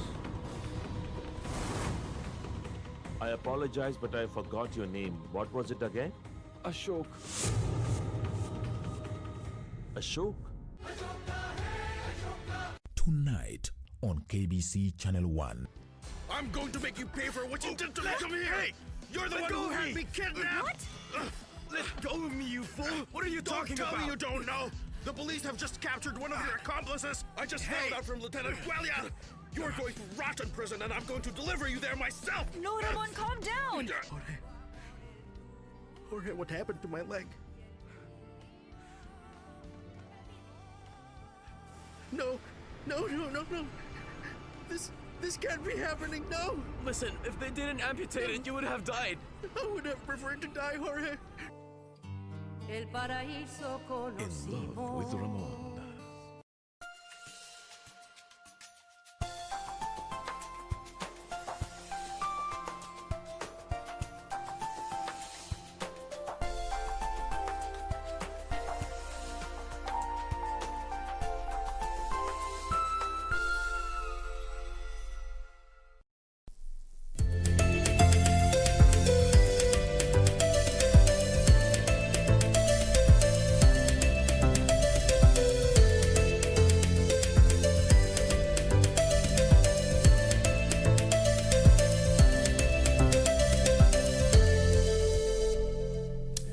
Should time allow, we shall spare a few minutes for Sonko because I can see you're raising the matter online. And of course, I don't want Frederick to ask me like last week, tumemalizaje show bila kuongea kuhusu Sonko. So, but in the meantime, gentlemen, I would like to welcome your thoughts on what we've had Bishop Oginde say in as far as the participation of the church in the BBI process. And I'd like to begin with you, Frederick. Thank you. Thank you for this morning. I've heard Bishop, and one thing I want to comment is naturally the church is a moral powerhouse. So it is expected that whenever the political parties and political groups are disagreeing and having such a sharp exchange on matters of political ideology and opinion, the church is majorly taken to be the one that will, like a conciliator, it will take the center stage. So Bishop has said something that the church never plays in politics, but I don't know whether he was talking of the church as entirely or the church he serves in, because we've seen the church becoming so much political.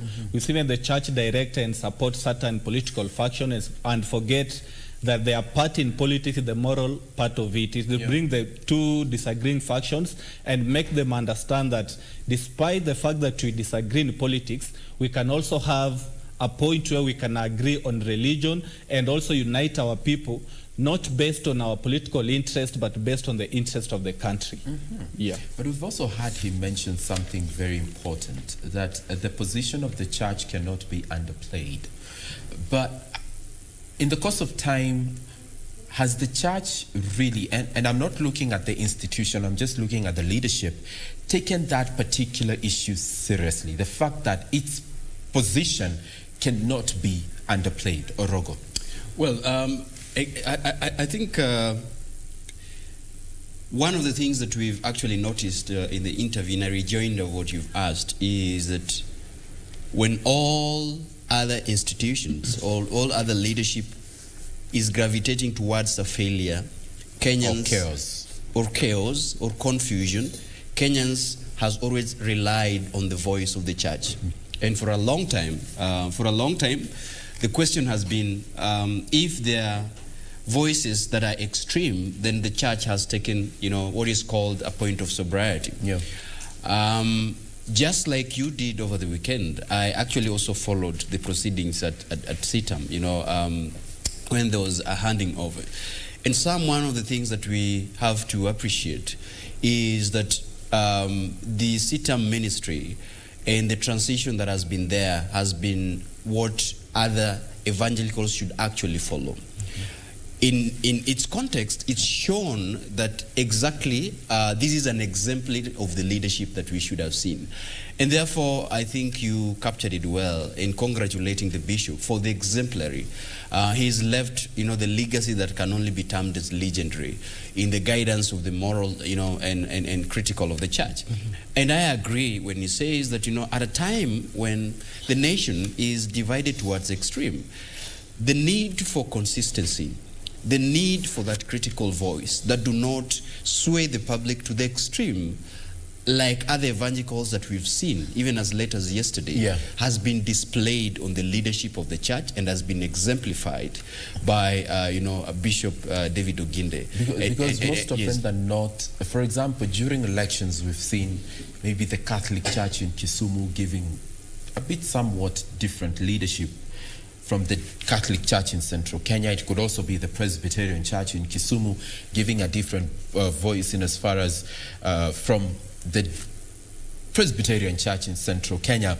And also yesterday we saw former Prime Minister talk about this matter and ask, where were you during the 2 years that views were being collected and in the wake of you sanitizing money from corruption? Advice. Oh, thank you, Sam. I think first of all we have to really appreciate the fact that Bishop Oginde has been very steadfast in the leadership of CITAM Church. And throughout his tenure, we have seen him call the government and the politicians to order every other time. And we have seen him be a very great voice of reason, not just for even the church, but the country at large. We even saw his remarks during the unveiling of the second BBI report, and it was very non-partisan, and I think that ought to be the general role of the church. Where the point of divergence is here is we always have the church that has the interests of the nation at heart, the church that is purely being led under the foundations of religion and the church. But then we also have a certain sect that more or less plays to the politics of the country. And the gallery. And the gallery. That's why you will see the church will give this position today, another section will call itself the church and give another position tomorrow, because we also have a section of people who we also call the church, who are controlled more by the politics than they control the politics. And that's why, as you rightfully put it, you'll hear the church from Kisumu giving a totally different view from the church in Nyeri, from the church in Coast. So in as much as I agree with the bishop that the church has been consistent, and that is the church, especially the church that he represents, has been consistent in championing the right agenda. Yeah. We can also not run away from the reality that the former Prime Minister talks about, because we have seen also the church react to politically instigated things. We have seen the church be led politically instead of them leading the politicians. We've actually seen the church even be used as an avenue, that a conduit for the money that is be taken to the church, because we really cannot explain why politicians all of a sudden will be so interested in taking lots of money to the church, and yet no one would want to ask. We would want a situation where the church can be able to referee itself, and they can call themselves to order, and it can be an organized system. Until then, they can really not be very trusted with the people, because we don't know what time they are honest and what time they are political. We've seen some talk about, David killing Goliath and others. Yeah, Solomon killing Goliath. Yeah. So I think, yes, Orogo. I think sometimes we agree to the realities and try to get a very intricate balance between what really happens when the state, the church becomes a gallery and plays towards the state. When we envision the separation of the church, the religion and the state, what we really envision is the fact that the church or religion institution stands out to provide a moral grounding and guide the state towards issues of political governance, issues of democracy, and respect for people's rights. So what we have seen, and I love the questions that you ask, Bishop, is that what then would be the issue the church would tackle in the context of what is happening now. What is happening right vis-a-vis what we really saw in the clamor for multi-party democracy and second liberation struggle. And to his answer, he said, the context is very different by now. What we are only looking at the church right now is how then would we guide a constitutional discussion that is devoid of taking political extreme, that would guide Kenyans to make an informed choice. And when he says that, providing a multiple choices in the referendum do not augur well with the citizens. At the same time, locking out people, people's suggestions against, providing their views. So I think there is a neutrality that the church has actually become a critical but voice there's now. something he said that is very critical, Orogo, that as much as it could be a good proposal, it may not be practical because not so many people would be able to interpret those questions in the first place. And that is the point at which we would like to interrogate what Deputy President William Ruto has been saying. He began talking about this matter a while ago. He affirmed it over the weekend. Let's get to listen in. Tuwe na msimamo wetu ni kwamba tunaunga BBI mkono. So I want to challenge rafiki yangu Hasla pia leo, make a decision. Utuambie kama unaunga ama unapinga. Hawa wananchi wako na akili. Nimewaambia wajinga wamekwisha Kenya. Hakuna wajinga tena. Wako na akili, wanaweza kuamua. Sisi tuwaletee maswali kwa judiciary, tunataka hii, mnakubali ama hamkubali? Oh, wow. That just happened. We're just talking about the age of Cleophas Malala and his place in politics currently. And that could be a conversation for another day. Frederick, what do you think of this idea of multiple question referendum? And is it even practical in the first place? You see, first, we need to understand why do we want to change the constitution, or why do we have the BBA process? If we first understand the reason why we're having the BBA process, then it will guide us on what we need. You see, the idea that you need to have multiple questions on the upcoming referendum, it is a good idea, yes. But now I somehow disagree when the Deputy President says that wananchi are not stupid. These people can read and understand. But it has always been known that most of us vote based on our political alignment, not really based on what we read. We are never informed. Yes, so once we want to give this wananchi around 10 to something questions for them to make a decision, then you ask yourself, look at the Kenyan population. We have the old people who really want to vote and they always vote. You give them so multiple questions. Are they able to read and make a choice? That is the big question we need to ask. And even for the youth, are they going to read the questions and make a choice? Are they going to understand what is the question all about? So from where I stand from, it is a good proposal, but let us look at the reality of the proposal. Can it really work? Because for me, a referendum is a one question form that you have to, the answer is always yes or no. The idea of bringing in multiple questions is wanting to function this thing to be so much political that people will be saying we are only supporting this and not this. I always say, and I've always said it on this show, that if anyone doesn't agree with this document, you cannot be cold and hot at the same time. Just say no. And if anyone feels the document is so nice, then just say yes. But this idea of standing in between, you don't want to say no and you don't want to say yes, it brings some point of complication, especially on the people who trust on those leaders who are bringing in the idea. So from where I sit from, I don't really call off the idea, but how practical is the idea, especially when it comes to the voting patterns of a country and the people who are going to vote. Our people are not enlightened. We are not really stupid, but we are not really informed. Mm-hmm. That is the problem. Well, and you do realize that sitting on the fence has made people's political careers previously. I mean, over the weekend, Kalonzo said he's no longer the watermelon. And we shall be probing that in just a short while. But okay, how practical is it, advice, to have a multiple question referendum? Sam, the Deputy President is the same person who once told us that in an election we can only have a winner and a loser. And he dismissed the struggle for us to try and have an election where the winner doesn't take it all. Mm-hmm. I don't then understand today why he is the same person who really wants a lot of consensus.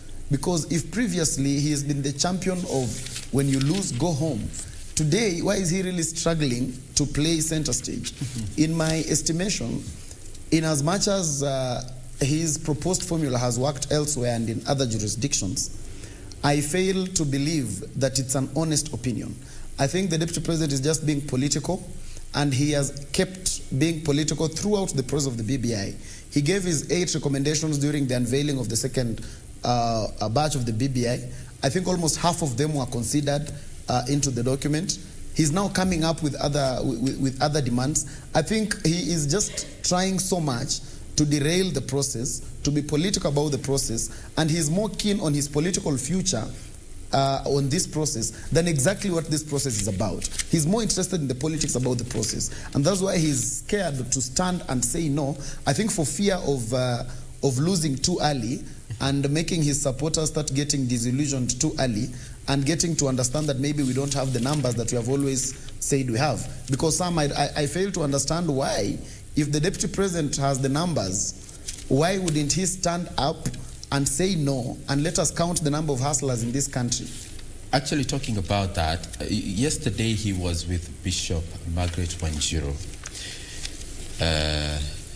in her church, Jesus is Alive Ministries, and this is what the deputy president said, in as far as what you've raised is concerned, that from us, we are not interested in a contest. They have invited us into a contest. They are daring us into a contest. They are threatening us with a contest. We are telling them, no, thank you. Advice, kazi kwako. Kabla nikuje kwako Rogo, because I can sort of almost tell what you will say, Rogo. Let me hear. In light of what you've raised, advice, yes, he responded to you yesterday. Yes. Counter it, if you can. That is what he has always said. And if you are careful, you'll realize that once the deputy president failed to say no to the BBI process, actually, even when you go online, there was an outrage from his perceived supporters. We saw Honorable Didmas Baraza call an independent press conference and say he's going to lead a no campaign. Because again, leadership is about decision making. It is about deciding and saying, we are going this direction, or we are not going that direction. But when you keep blowing hot and cold, that is basically not leadership, that is politics. And that is what the president is insisting on. He's insisting on the politics that derails the process of the BBI. He's insisting on things that are emotive, and that's why you will hear him raise issues of we can do some other work with the money, like fight COVID, as if the money that is being allocated the BBI is the same budget that is being allocated COVID. So that is just whipping emotions and riding on the unfortunate reality that most of our population is quite illiterate, and they will not be able to understand him that much. Because I don't understand why the deputy president keeps answering questions that no one asked him. Nobody said Kenyans are stupid. I wonder why he's answering that they are not stupid. Let him focus on the real issues. In a referendum, you look at the pros and cons. If the positive side of the BBI outweighs the negative, then you say yes. If the negative outweighs the positive, then you say no. Because constitution making, Sam, is a continuous process.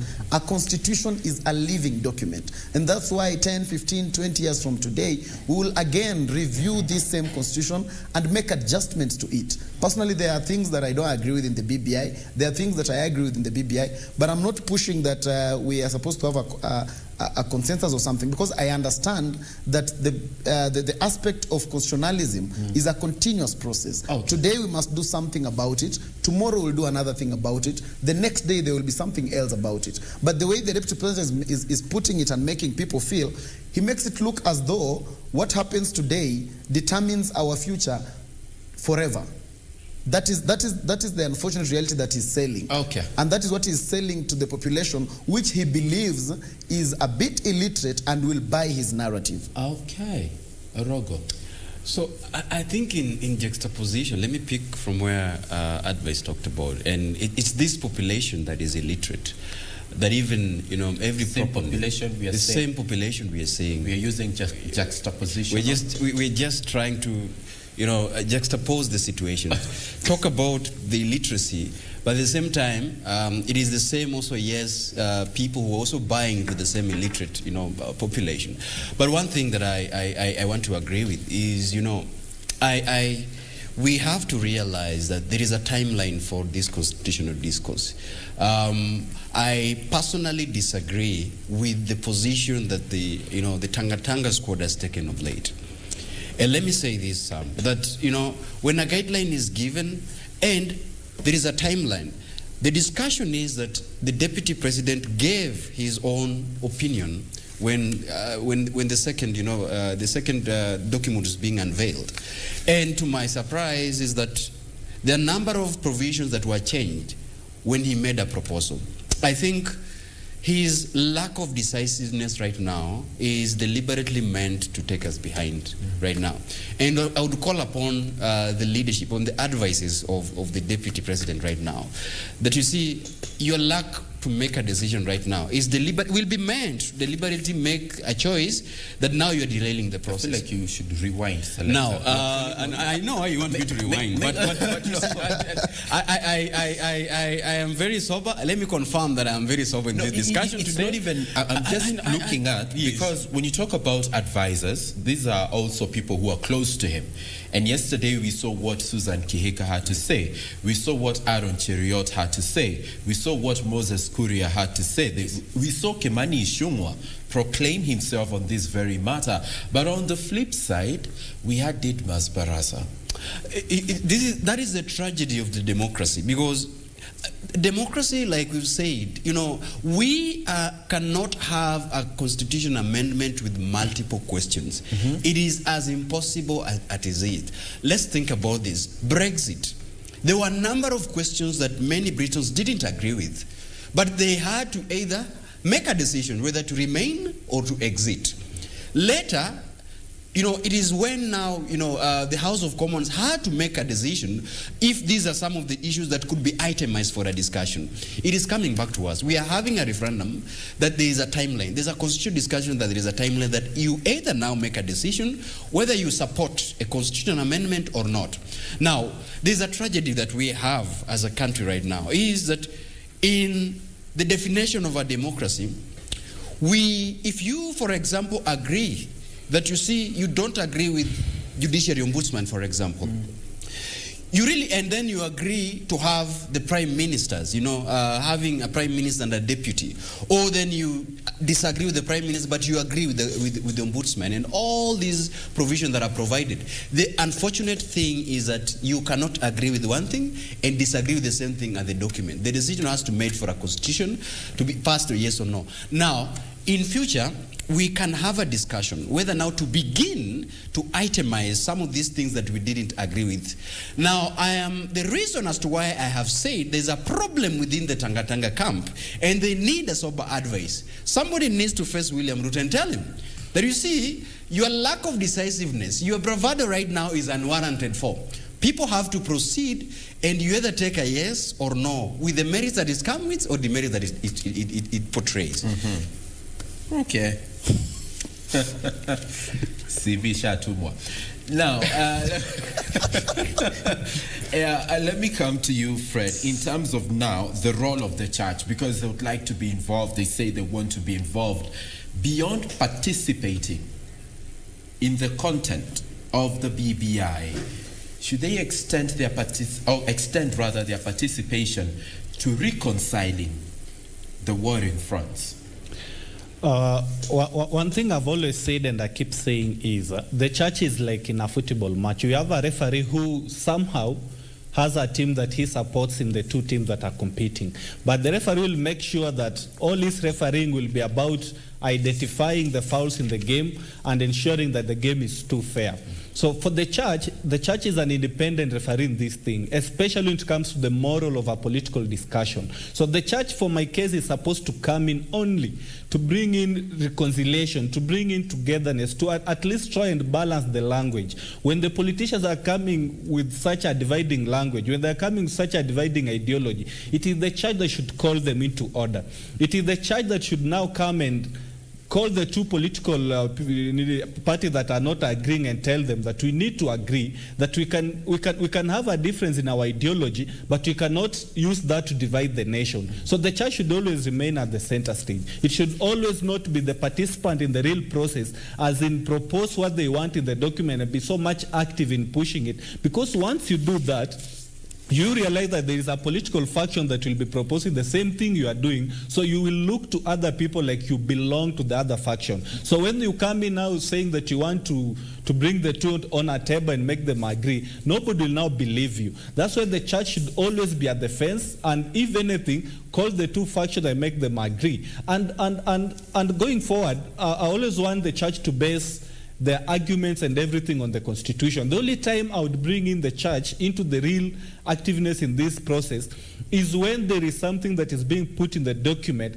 that goes so much against the moral standards of our country. Because the church, as I said, is the moral powerhouse. So, for example, like you understand in our country, homosexuality is illegal and our moral standard does not allow. So if we have a document that comes and proposes that to be legal, then I would really accept the church to come in so actively and say no to that. But when you have a document that is purely political, coming up with political arguments, coming up with the political proposal and opinions, the church should not participate. The only part the church should come in is to ensure the disagreeing figures, the disagreeing groups, are not doing so by dividing the citizens or maybe bringing in some disruptions in the normal life, but they should do that respecting the harmony and peace of our country, and they believe in religion that calls for peace and harmony and togetherness. Okay. Yeah. Collins Okisai Wakamasai says hi. Thank you so much for that. William Wamburi also says greetings from Watamu. Let's rejoice and be happy. Thank you so much for that feedback. Jeremiah Bikinga says you guys are the real deal. Bombastic headlines trickling down to some interesting news. Okay, thank you. Kamau says, I'm Kamau tuned in from Kirinyaga. Please don't bring those three BBI sympathizers. Like hii profile pic yake ni ya William Ruto. So yeah, let's take a break, okay? When we return, we'll be having much more on this discussion in a few.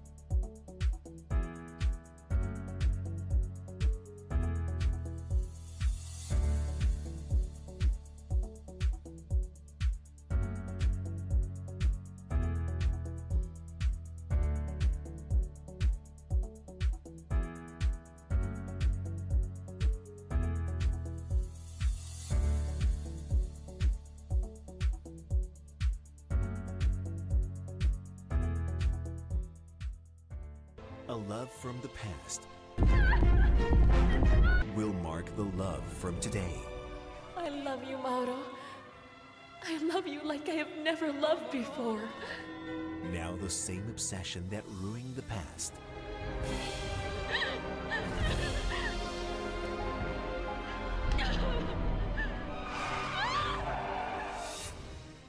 will try to destroy the present. Only this time, love will have more than one obstacle ahead. I need a doctor to tend to her right away. Please, miss. A doctor. Call a doctor. Loving you is all I want.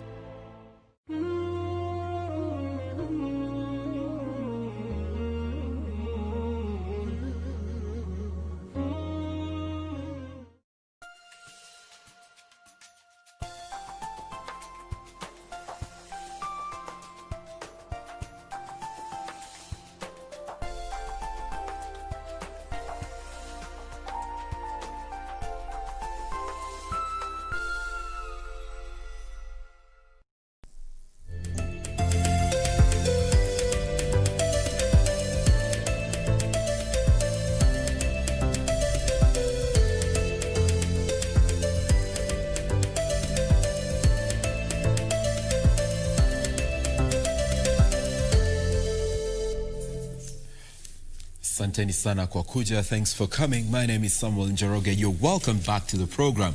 And in case you're joining us, this is the only way to kickstart your morning. Good morning, Kenya. Let's get a final remarks from my panel today in as far as the discourse we've had is concerned. Today I'm not, I had a moderate. Chukweni, gentlemen. Who wants to go first? This time kuambiwa ati yo unaegemea chukweni. You see, you're wondering, are we having the final remarks? Final in which regard? The topic or...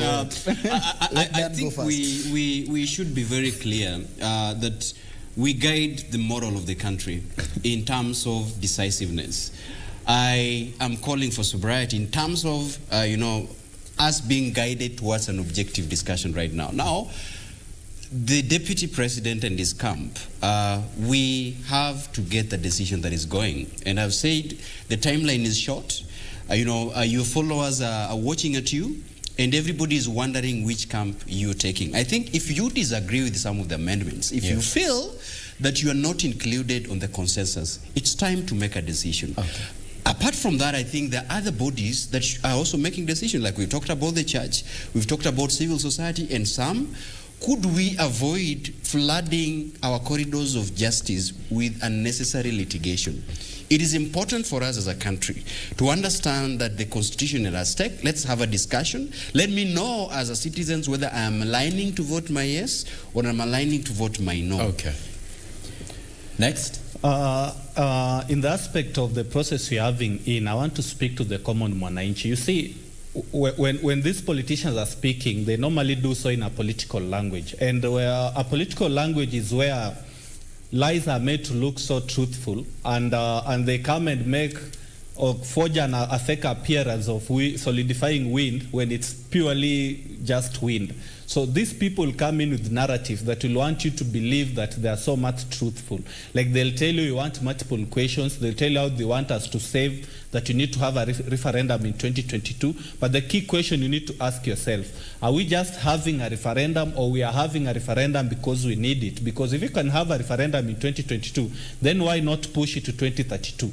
So we need to separate the political language and the truth, and that now comes to us because we keep on complaining about these leaders on how they don't decide, but also we need to look at ourselves. Who votes for them? It is us who have put them in that leadership part. So we need to interrogate ourselves and make a decision. Then again, going forward, let us look at the continuity of our politics. We need to come up with an idea or a formula whereby the event of the day determines our response, and then once we respond, then we determine the outcome. We cannot have an event of the BBI, then our response is political, then the outcome we expect it to be so much ideological. We get it wrong. So let us look at the event, function our response in regard to the event, then we get the right outcome.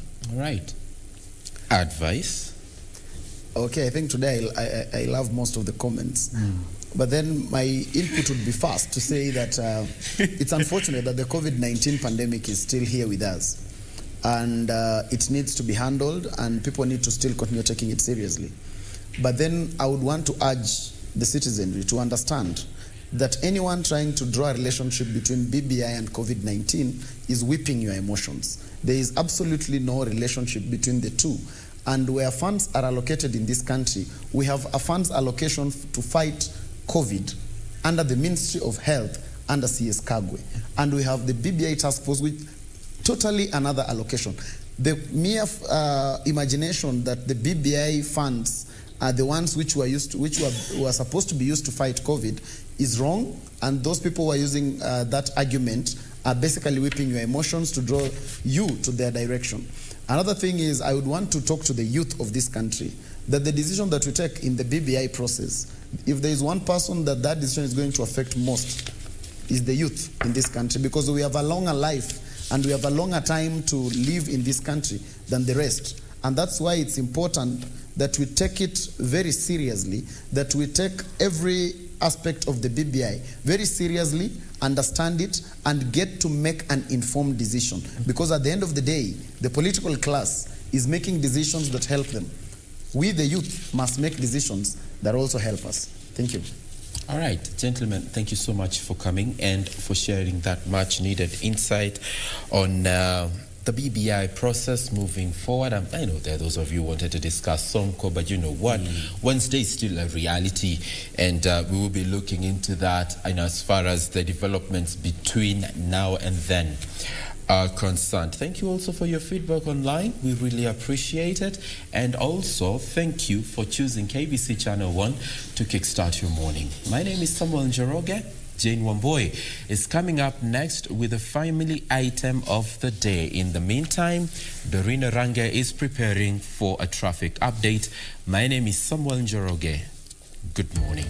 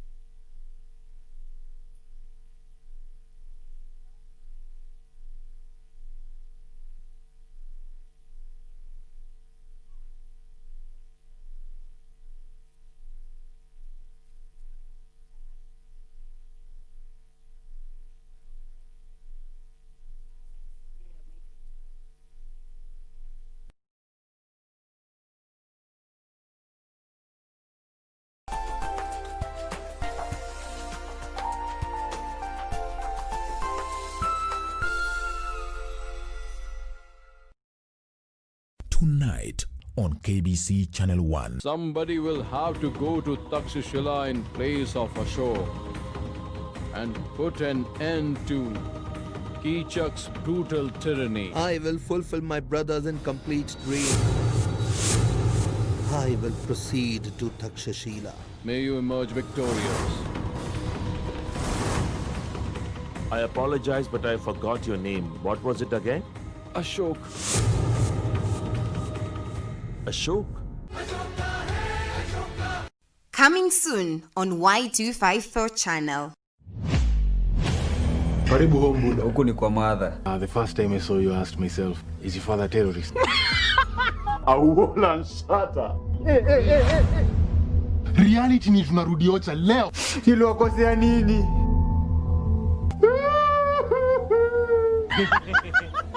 Uze maziwa yangu ndoche. Maziwa ni ya ng'ombe.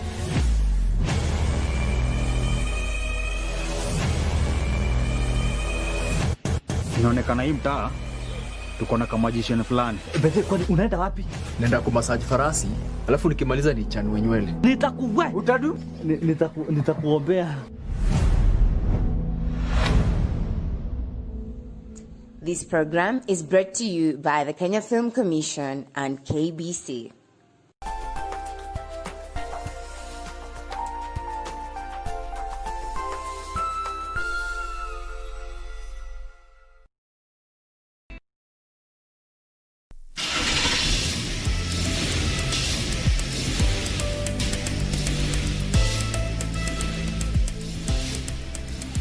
And before Wamboy comes in with the next item of the day, we want to look at traffic. This is actually our last link this Monday, and we are still focusing on Globe Cinema Roundabout coming all the way from Murang'a Road as well as State House Road. These are just some of the slip roads that I said. Let's look at this this morning away from all the major roads. And the major reason why we really want to look at these specific roads, if I can mention all the slip roads, is simply because there hasn't been any road works on most of slip roads, and they are very, very important roads, given the fact that, just as mentioned, I mentioned to you, there is that these are roads that either get you on or off a major road or a highway, and some of them usually don't look that good in terms of, you know, how the road structure just looks like. But at least the ones in which you're looking at today are in good shape, and they are also one of those busy slip roads. We will be looking at Murang'a Road again in a few, but I just want us to begin from State House Road. As of now, you can remember earlier on there was no traffic on this specific route, but this is simply because this, in as much as it's one of those instrumental roads, it is not one of those busy roads. And this is simply because it only caters for private vehicles and also serves as a good alternative route for those coming from the areas around Wayaki Way through Westlands. Actually, this is along Uhuru Highway. If at all they want to go to the areas around Ngong Road, Valley Road, Mbagathi Way, all the way to Langata Road, and do not want to use Uhuru Highway, given the fact that on this major highway there's normally heavy kind of traffic, especially around this hour. So clearly, yes, it can still serve as those good alternative routes, because right now it is green all through, and this is actually on both lanes, meaning that if at all you're living from the areas around Uhuru Highway, around University Way roundabout, or even coming all the way from Wayaki Way, you know, it's just a smooth sailing for you. And also if you're living the other side, which is again all the way from V Road coming to City Center through the same route, still a smooth sailing for you, because actually the beauty of this specific road is that it's actually green all through, which just means, let me expand that for you to just see that color there. The green all through, it just means that there's no traffic at all, so it just means that it's a smooth sailing. And actually, like I mentioned, is that this is actually on both lanes. So I want to quickly look at Muranga Road before we wrap it up this hour in terms of traffic, because again, I mentioned to you that today we're looking at 2 slip roads, and the first one, is just, there's no traffic at all, so smooth sailing. This second one, this is actually a Muranga Road coming all the way from Thika Super Highway. This is how it was during the first 2 links. If you can remember, the heavy kind of traffic not moving at all, just at a standstill. And look at that, the difference in colors there. We are seeing the maroon color. So again, anytime you see the maroon, it just simply means that there's heavy traffic not moving at a standstill, and this is how the situation is on this specific one. Now, this specific road comes all the way from Thika Super Highway as you branch to Muranga Road before you get to the Globe Cinema roundabout, and also just around this specific roundabout there are minor roads as well as slip roads. One slip road there is actually Kipande Road, which comes all the way from Westlands. On that specific one, it's green all through, no traffic at all. The other one, as you head over to the city center, which is actually going all the way to Moi Avenue. So around the roundabout, yes, heavy kind of traffic, but at least it's not that bad. It is moving. So the better part of this week, actually, what we'll be looking at on most of our roads when it comes to matters traffic, we'll be focusing on mostly the minor roads as well as slip roads. But at least as of now, this is how it is looking like in terms of traffic on these 2 specific roads, which was our focus this Monday. All right, thank you for that. We now want to move on to the next discussion, and this is on to our family check segment today. And today, as mentioned earlier on, we're going to be talking about child marriages in our country. It is sad that in this day and time, we still have to deal with this vice that is in our society, but it's not just us as a country, but us as a continent and the world over. And more so given that we are in this pandemic, a situation that is said to have exacerbated this particular vice in society. Now, child marriages is still one of the issues that is being addressed in the 16 days of activism, and we do hope by the end of these 16 days we have made a step, even if it's just the only thing we're going to make when it comes to the fight against child marriages here in our country. Now, to help us with this conversation this morning, I have one lady with me in studio. She is known as Njeri Migwe Mwangi, who is the co-founder and executive director at Usikimie. Karibu sana, Njeri. Asante sana. Thank you for making time to be with us this morning. Now, you can also be part of this conversation. Talk to us via our communication platforms. On Twitter, you can use the hashtag Good Morning Kenya. Our official station handle is at KBC Channel 1. My handle is at Jade Wambui across all the socials. And our guest will be giving us her social media handles in a bit. Maybe you could do that just now so that our viewers can also interact with you. All right. My Twitter handle is at Njeri Wamegwe, and Facebook as well, Njeri Wamegwe or at Usikimie. Absolutely. Now, let's just get straight into it. Now, when anybody hears the name Njeri Migwe, they know that somebody's rights are about to be protected. But for the benefit of our viewers who may be watching you or learning about you for the first time, tell us a bit about yourself and Usikimie as an organization. All right. My name is, as you heard, is Njeri Migwe. I'm a woman rights defender and an activist for that matter. But most of it, I run an organization together with my co-founder, Stella Kachina, an organization known as Usikimie. At Usikimie, we run a safe home for survivors of either gender violence or sexual violence. So we home, shelter, they go through counseling, they stay with us until they're able to be in a position now to move on and to be reintegrated back to society. As well as we also do rescues. If children have been placed in a position where they are endangered, even in terms of child marriages, we've had a few rescues in which we've done. Yes. We are able to go and get them and take them to facilitate them to hospitals, to other homes that have, that are equipped for children, and to just make sure that these children are left in a better place than we found them. Absolutely. Yes. How long has the rescue center been running? For a year now. For a year now. Yes. And looking at the cases that you have been receiving so far, which have been the most rescue cases and survivors who've come to you? Which cases have been reported mostly from what you have seen? Child molestation. Child molestation. A lot of and it. Especially now during the time of the pandemic. The pandemic has of course, played a huge role in increasing this There numbers. has been a really large spike towards that. And in those cases that you have interacted with, the perpetrators, are they people who they are familiar with from what you have heard, or even strangers from what you have heard? What is the case there? To be very honest, when it comes to children, most of the like molestations, marriages, anything that pertains to children is normally not done by strangers. It's done by people who surround them, from relatives to parents, neighbors. But people, 90% of any crime that occurs towards children is done by people who are closest to them. Someone who's familiar to the yes, child. Very familiar. Now, when it comes to issues to do with child marriages, have you received any cases in the course of the year? Yes, we have. We've had 3 cases. 3 cases? Yes. Now, from just interacting, it's a very emotive issue. I am a mother, so yes. It's very emotive. Yes. I will try and keep my emotions out of this particular conversation. But I just want us to understand, some of the drivers of child marriage that we are seeing in this day and time, and why they are still the problem. And I just want to go to an item at a time. Let's just start with issues to do with poverty. Okay. From the 3 cases that you have seen this year when it comes to child marriage, has poverty been one of the drivers that have led to that situation? Yes.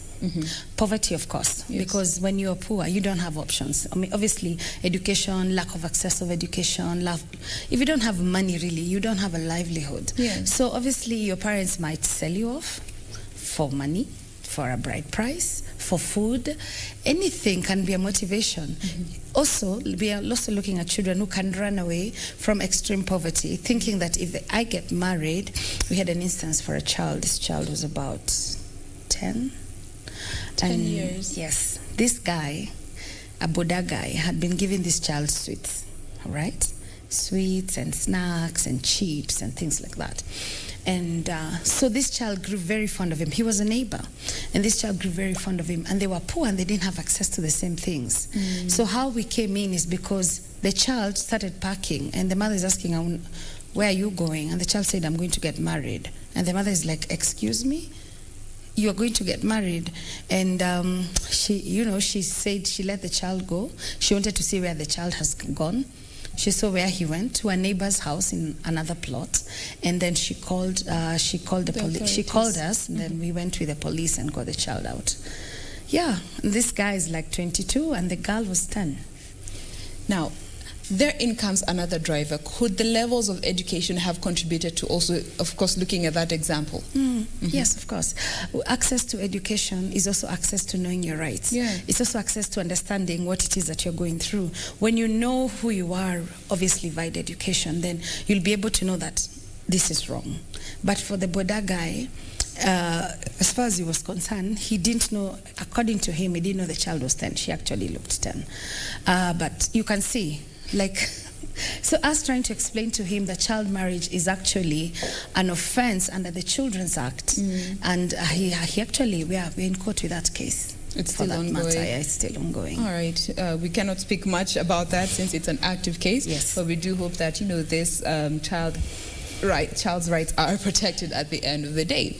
Now, another aspect or other driver that leads to child marriages that is not talked about but remains to be a big problem is situations where children are trying to escape the cruelty of their parents that they are living with. That's it. Is it something that you have interacted with at the rescue center, or you mostly hear cases from different parts? You can hear cases from different parts, and obviously it's something that is ongoing in countries. In this country, especially where you're an orphan. that is one of it. And your parents have died, you're left an orphan, and your relatives come and take you.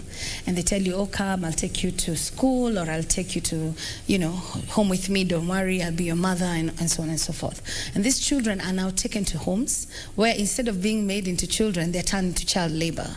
So obviously, this is a child who is going to run away. It's going to run away. Most of the children who are running away from situations such as that. Extreme cruelty, where you take somebody's child and you turn them into an actual slave. And this child will run away to the nearest person. And obviously, it could be a man, and they get married. And as we know in Kenya, prevalences of child marriages are 23%. Imagine 23% of girls will get married before the age of 18, and we're looking about 5% before they're 15, they will get married. So you can imagine, that would obviously be a cost. Why would you stay in a home where you're being mistreated? And out here there's a man who's telling you, come. They will run away and they will get married. Now, as parents, what more can they do to, just in as much as, you want the best for this child, but the way you go about it is something that the child feels not safe with. How can parents go about, and especially in situations where you hear a child has run away because to the parent, reasons might be, what kind of reasoning is this? But to the child, these are things that they hold near and dear to their hearts. How can parents protect their children in a way that the children actually feel protected and not violated at the end of it all? Talk to your children. I am an advocate, a great advocate in talking to your children. Children are smart. Children are very, very smart. You will find that once you start engaging into your child, you're watching a movie, a program on TV, and you start talking to them, and you start telling them, see, this is how, most people tell you, I don't know how to talk to my child. This is your child, you made them.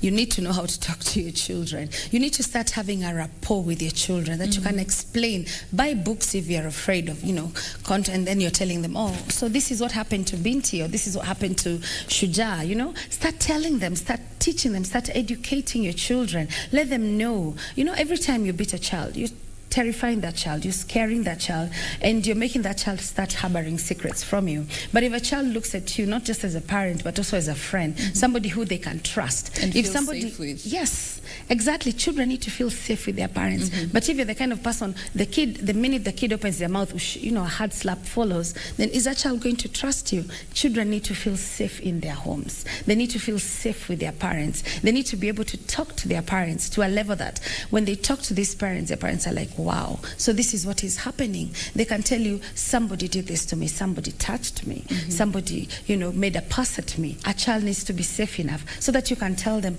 this is not allowed. Absolutely. This and this shouldn't be happening to you. And even as they grow into their teenagehood, they know, I can trust you, you're a safe space for me. I can come home to mama and I can tell mommy, this and this is happening. And then you'll be like, no, this shouldn't be happening. Let me explain to you how we go about such things. But if children are not safe at home, then where are they safe? They're going to run away to the next safe person. And that's how you find out that, most girls have run away and gone ahead and gotten married. Because they feel that is the only way they escape this cruel life that they're living in. And a child that gets married as a child is at a higher chance, even when they get into adult, to this marriage escalating into violence. Yes, because their childhood was robbed. I mean, what business does a 14-year-old have being a mother? This is still a growing person, being a wife. And this reminds me of an incident that happened around July of this year, where there's this 12-year-old who was married off to 2 men in a span of 1 month. A 35-year-old man and a 51-year-old. So as parents, you are at the forefront when it comes to protecting your children against such issues. And the reasons that are being given, there was also another case of a lady who married off their daughter to be able to take care of the rest of the family. Yes. And the little girl was 8 years old. 8 years. This is very prevalent, especially in northern Kenya. Yes. We're also looking at the coast. Coast and Nyanza as well. And Nyanza as well. Very, very common. Now, another problem that also contributes is intertwined with all this is now when it comes to the law enforcement and the policies that are in place. Let's just start with the policies that are there, the legal framework. How are we looking? Are they up to date? Are they effective? Are they just pretty on paper? Until, yes, they're pretty on paper. You got it right. Until we get to a place where our children, starting from the police station, are protected, I mean, you find children in adult cells. In Kenya, whether you're a witness or you're a criminal, you're all thrown into the same cells. And children are also part of that. We need to start having, yes, we are having child protection units, but are they enough? Are they friendly enough? When I see as a neighbor, and let's say I look at a situation and I find like, am I really willing to go to the police to report? Do I know if I go and report if I'll be thrown in? Those are some of the things that, come up into place. So we need to have child officers inside police stations that deal purely with matters of children. Yes, so that it's not just things that look good on paper. We are very good on paper. If we could actually advocate for everything that has been, the Children Act largely protects children. It's fantastic. But if it hasn't been enacted properly into terms of where, from the police, from how many people know what the Child Act is? Yeah? How many people know about it? Have we educated people about it? Have we gone out to the streets? Have we gone out to the village, to anywhere, to the towns, to the slums, everywhere that we are as a country? As a country, have we gone out and told people about what is happening? We haven't. And therefore, they don't know how to protect our children. They don't know how to protect our children. Yes. And children know more than we give them credit for. Yes. They absolutely understand a lot that is going on around them. It's just that sometimes they are not able to properly communicate because the channels of communications are not as open as they would like them to be in order to communicate. I know when we talk about, being a friend to your child, some people may be like, no, I am a parent, not a friend. Striking the balance has always been a problem for so many people. Now, remember, we're talking about child marriages and just trying to see where we are as a country, trying to understand the drivers that exist in this day and time. And we are joined by our second guest this morning, but nonetheless, he is here. He is Pastor Samson Thiongo, who is also a psychiatrist, mostly focusing on marriage counseling. Karibu sana. Thank you so much. Thank you for finally getting here.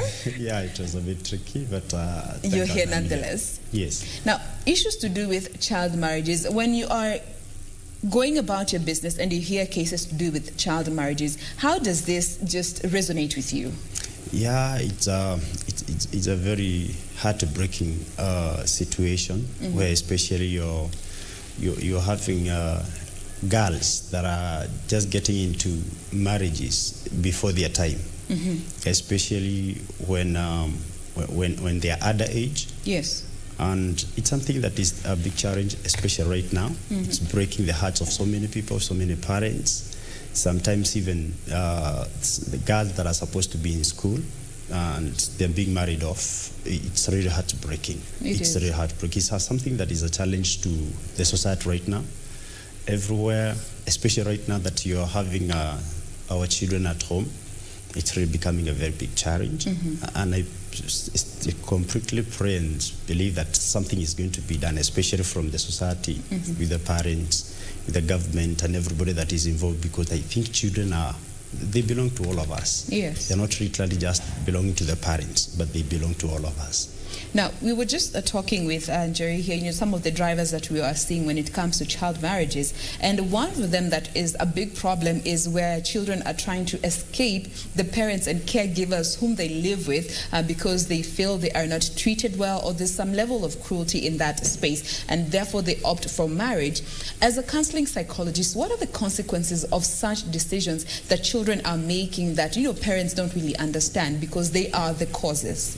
Yes, sure. There's so many children, especially girls, that are getting themselves into these early marriages simply because they are running away. They're trying to escape from maybe some very restrictive parents, and sometimes they are running away from parents that are trying to or even sometimes they are abusive marriages, and it's really bad. And most of the times the consequences that comes with the whole of this is that sometimes you get these girls, they are getting into a stage in their life that they were not prepared for. Even biologically, their development is not yet ready for such. Yes. And after that, they definitely get into early pregnancies that sometimes is complicated because their body have not yet completely developed to take such kind of things. And at the same time, you get them, they got into a situation that they were not ready for. Or they were not ready to, they don't know anything to do with marriages, they're not able to handle marriages. Sometimes they are married by people who are far much older than them. And in most cases, that's the situation. Yeah, that's the situation. That most cases that they're married by people that are older than them, psychologically people who are ready for this, and they get a lot of challenges because they're not even able to make the decisions for themselves as parents because they got into it earlier than it was supposed to be. Yeah. Absolutely. Now that actually, you've mentioned something that also is one of the drivers that I found to be, leading to child marriages. That is the issue to do with early pregnancies, teen pregnancies. Yes. You find situations where a young girl may have fallen pregnant. We don't understand the context of the situation, but consequently, the caregivers or the parents in that same situation force this child into marriage to that partner who impregnated them. Let me start with you, Esther. Is that the only way that parents should look at this situation? No. Because the minute you marry off the girl, it means that you've stopped her education, her future, anything else that she had any ambitions for. What you've done is you've literally just said, that's it. That's it for her. That's the end of your life. That's the end of your life. You're forcing her, into a wifehood, into motherhood. A girl getting pregnant in this century does not mean that her life is over. It means that you can allow her to be out of school for maybe a year or two, and then she goes back to school after maybe the child has started weaning and is able now to be taken care of from home. But most parents, one of the causes where they marry them off is because of embarrassment. The other cause is because of societal pressure, where they do not want to be seen like their child got pregnant. So quickly marry her off to the first person that they see, who is normally an adult. And this child has not stopped being a child just because they've gotten a child. And you find that is something that humiliates the girl, forces her into a situation where she doesn't even know how to handle it. I'm assuming at 15, at 16, this is not an adult. This is not even at 18. This person is still a child. Their decisions that they're making. They say the brain stops growing at 25. So you can imagine at 16, I'm seeing my peers going to school and I am at home taking care of a baby and a husband. So that child's life eventually is ruined. So again, we go back to the cycle of violence that is perpetuated, and it continues. Now, let me come to you, Pastor. Just looking at that same situation, parents who opt to go for this to protect jina ya familia because, kimila lazima uende mali, ulipata huwe mtoto. What are your thoughts about this whole issue of parents marrying off children just because they fell pregnant? I believe even as parents are also supposed to be aware the challenges and what they are putting their children into. Because when you marry off your child simply because she's pregnant, as a colleague is saying here, being pregnant is not the end of the road. Absolutely. It can mistakenly happen. But I think the parents are supposed to be aware, and they're supposed to be supportive, because pregnancy can be the first problem. But marrying off her to a man is another problem that is going to give birth even to more problems. So trying to solve a problem with another problem complicates the whole thing. So I believe what they're supposed to be, parents are supposed to continue supporting their children, because the way they were supporting them before the whole of this scenario is the way they're supposed to continue. It's only that the situation has already changed. The support they were supposed to give have a little bit changed. From now, the child, the girl that was okay and at home, to a girl that has now been impregnated. So it's only that you change the way you are assisting and supporting the child. But marrying off the child simply because she's pregnant, no, you multiply the problem. You are adding into it. You're not at all. And if you're trying to support her, you're saying that you're trying to protect the name of the family. Supposing she's married off that hurriedly and she goes and not makes it in that family, and she comes back. Maybe she's coming back with another child, when maybe she's battered, and she'll come back to you with more problems than even the ones that she was having by the time you married her off. So I think we are supposed to be completely focused as parents, and are supposed to know that until someone is past 18 years, they are still under our care.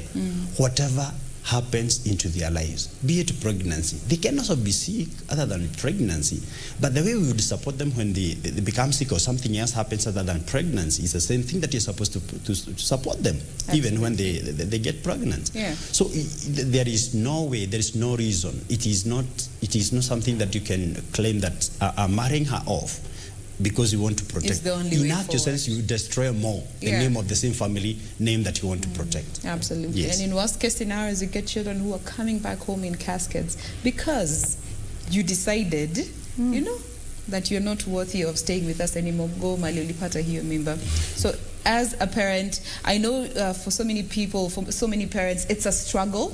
And then mostly to do when it comes to the acceptance phase and trying to just see, unaona feature huyu mtoto, it's gone out the window, but it's not the end of life. It's just a question of looking at the situation as is and trying to see all possible ways forward without being the judge, jury, and executioner of your own child. Now, as we draw the conversation to a close, you know, this is not something that we can fully exhaust in this one sitting, but I just quickly want to talk about safe houses. You know, these are places that are supposed to be a safe space for these young children who are able to find a way out of these harmful situations that they get themselves in, and mostly looking at child marriages these days.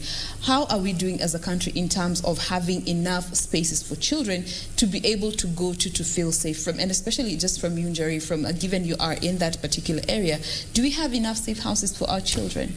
No. Or those who need them? No. Straight up? No.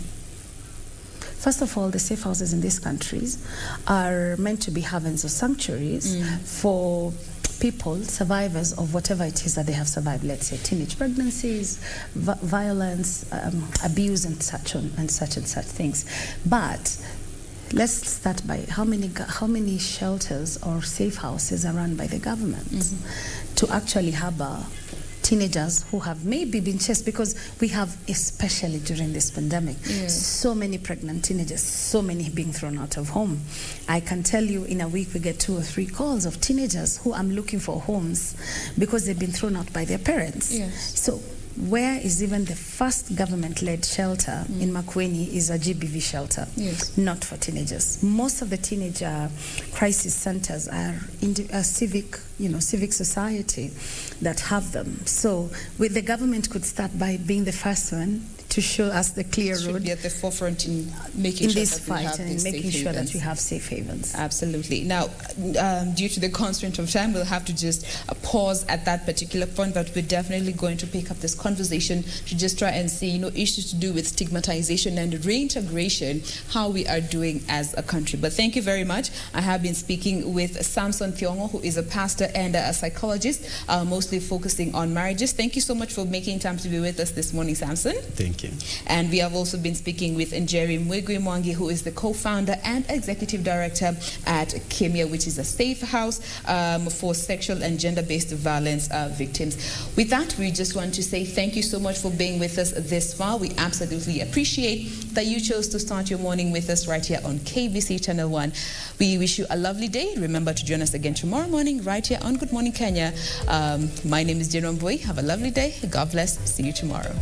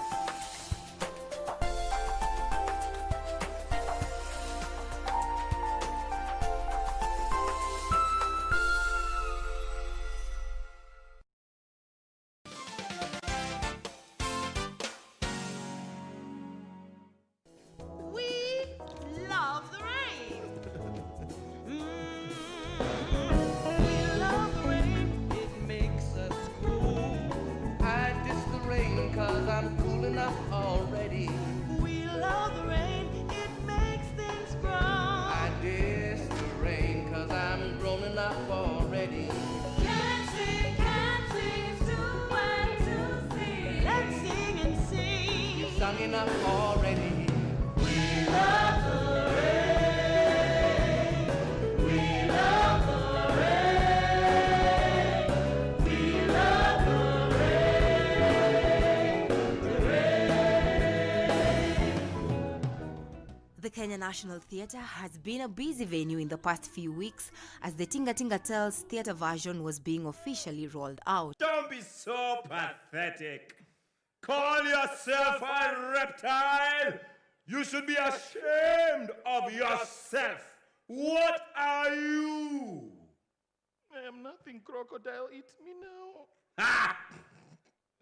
Why should I bother to eat something that tastes of nothing?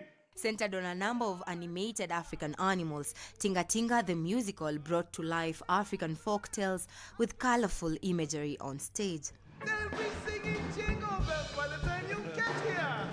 Jingle bells, jingle bells. Now, don't get those silly old big ears in a flag. Me coming as fast as me can. Now show some respect to an old wise tortoise like myself. I am. But will you hurry up? You know what they say? Just because you race around don't necessarily mean you actually reach anywhere. No, tortoise. Tinga Tinga is basically a journey through the wild side, but bringing out the fun element to it to show that there is sort of this community of wild animals that live together. They have lives, they're connected in one way or another, but it's about just fun, giving out the magical look at what the wild side looks like. So it brings together some of the endangered animals that we have around the world. Of course, lion is one of them. Elephant, you know the story, you can never finish this moment before we start talking about the elephant and their tusks. We've got the monkey, we've got the butterflies, we've got the bees. So from the big to the smallest, every animal from that aspect is in this story. And that's the Tinga Tinga land. So it's this community of animals who have got their own stories and they'd like to talk about it. And that's what they do, share it, sing, dance, and act. Top-notch actors, including celebrated musician Eric Wainaina, formed part of the exciting cast that captured the audience's attention from the beginning to the end of every episode. Everybody's a somebody, is what Lion always says. Everybody is a somebody. Another brand new day, another brand new. Don't you just love the Dawn chorus? I suppose so. Come on, birds, more harmonies! More harmonies! Come on, join me. It's not that hard. It is for me. Would you guys like to learn the Dawn chorus? You would? Over here as well? Okay, follow me with the actions. Here we go. Good morning, good morning, good morning. Repeat that. Good morning, good morning, good morning. Now with the handshake. Her body, her body, her body. Her body, her body, her body. Another brand new day, way away. Another brand new day, way away. And this right here, this is Chameleon's big moment. We're gonna say another bright new and stamp and point, and you're gonna say Tinga Day. Here we go. Another bright new Tinga Day. Here we go. This is the most fun that I've had in a very long time. The elephant's character is a clumsy, adolescent kind of a persona that is a little messy, and just says what comes to his mind. So it really is a very interesting and fun role to play. I basically am the dumb person on set, but the dumb and adorable elephant on set. So I've really enjoyed myself. It's taken me way, way back. Judging from the way the audience paid attention to the acts on stage, you could tell that most of them wished that those moments would last forever. Hey, give me a lick. Do you want me to do my thing? Do you want me to do my thing?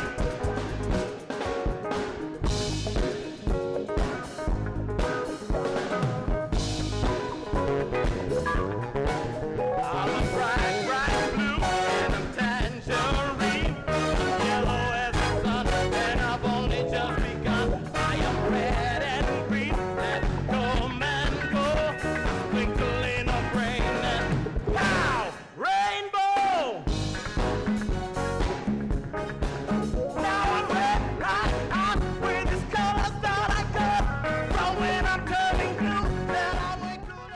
expectations for it were obviously surpassed, first of all, because I thought it was going to be a great play with a few people coming to watch and all that.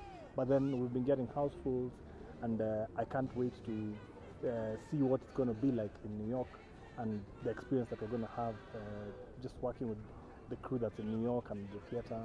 And I mean, just working off Broadway is just going to be quite something. The cast was supported by a team of creative minds who ensured that the stage was set right and the precise mood was achieved in order to harmonize with the message being There is passed. something I've been meaning to do for a long, long time. Oh my goodness, Annie can sing. Just come close and give a call, 'cause you're looking so fine. Well, in all me as me never had lion sing. Throw your head back, are you ready? Let's take our time.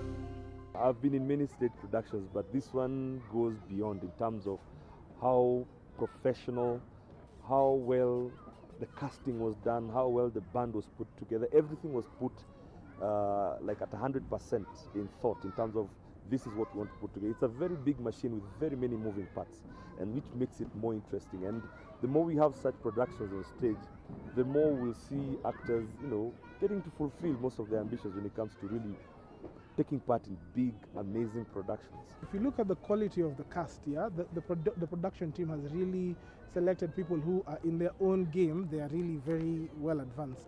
And I think what you would attribute that to is, of course, just practice. I think anybody can sing. I honestly believe that anyone can sing. But the difference between somebody who sings exceedingly well and somebody who just sings is the fact that the person who sings exceedingly well has had to sing so much. So it's just that thing of, 10,000 hours to your craft. Just keep giving it the time that it requires. And each and every single day, you only get better from where you were at the previous day.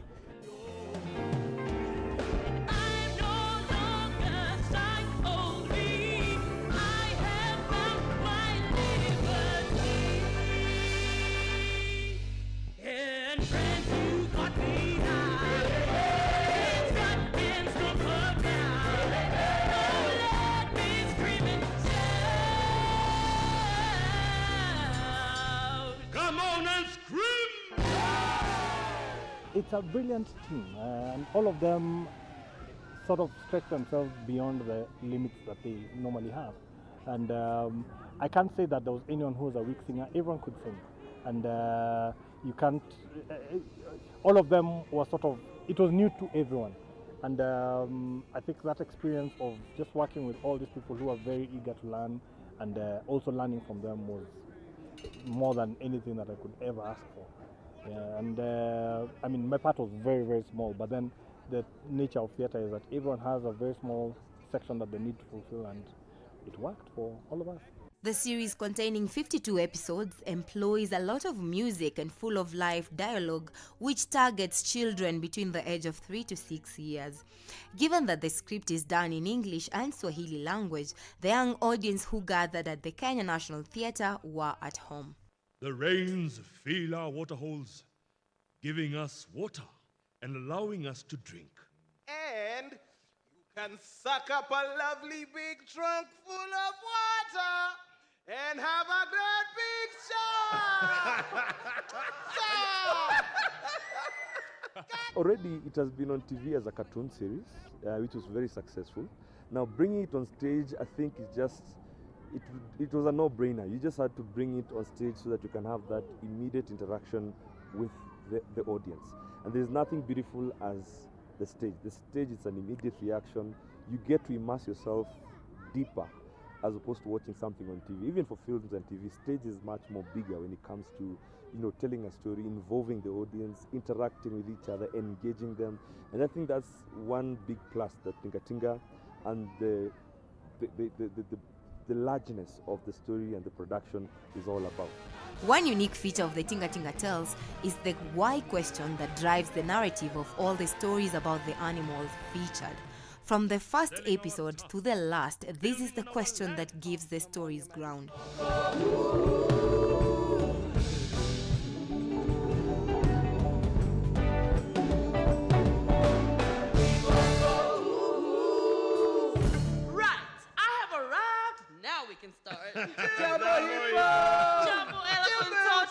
Jumbo monkey. Jumbo band. Hippo, you forgot to jambo, chameleon. Holy chameleon, I did not see you there. Noah never does. I am nothing. No, you're not. You're... I'm just part of the posse, yeah? Tinga Tinga Tales, if you watch the animated series, there's usually generally some sort of a clique. The elephant, the hippo, the tortoise, lion, and monkey. So I think within the context of this particular musical, we are the ones who are helping to drive the story, because the story is basically why does chameleon change color and why does giraffe have a long neck. So we are basically supporting the other characters to tell the story or narrative as to how these things actually came to be within the context of Tinga Tinga Tales, the musical. Jumbo human beings! The cast did not just get the opportunity to perform their roles in the musical, but they also enjoyed themselves. That is the most fulfilling part of the entire job. To see, you spend like a clean 5 weeks of tough, hard work and practicing and rehearsals and repeating over and over and over again. And you don't really know what the ultimate consumer is going to think of whatever it is that you're going to present them with. So just to have a look at them singing along, dancing along, laughing, and then when they show so much love when they come out of the theater. And for some of the children, this is actually a reality. For some people, they come and they say, oh, this is a play, it's a musical. But some children actually come and investigate. So this trunk sprayed water on me. Or your head actually produces a sound when it shakes. So, for me, that the innocence of those children, the reactions, it's amazing. Africa is indeed a hub of tales that are not yet told. The animated Tinga Tinga Tales is just a tip of the iceberg of the potential that African storytellers can have on the whole world and reshape the way the world sees Africa. For a long time, theatre here has been just national theatre, and beyond that, there's nothing to show for it, so to speak. And there's very few musicals here that have gotten beyond the borders of this country. Now, for this one to go to Broadway, I think it's going to open doors, to off-Broadway, it's going to open doors for a lot of other musicals. And Kenyans are brilliant. Kenyans are extremely talented, and I look forward to seeing a lot more musicals get picked up by theaters in New York. Don't even ask, just This production, for me, I believe will set a huge benchmark in terms of where we should be and what we can do here in Kenya in terms of stage productions. We've proved that we've got an amazing theater here. We've proved that we can use that stage to bring a world-class production. We have proved that we've got amazing talent on this stage. We are more than 20 in the cast team. There are more than 8 band members who are all involved in doing what they do best, from the drums to the guitars to the keyboards, the congas, you name it. So I believe it should impact all these creative minds that we have in the country, that if Tinga can do this, of course, there's a question about resources. Resources are very important. If you've got the right backing, the right sponsorship, or if you can afford it, and you have the right people around it, you can achieve this level of growth, even bigger. So I believe going to Broadway, of course, is a very big indication that we are capable of matching up with the global standards of stage production.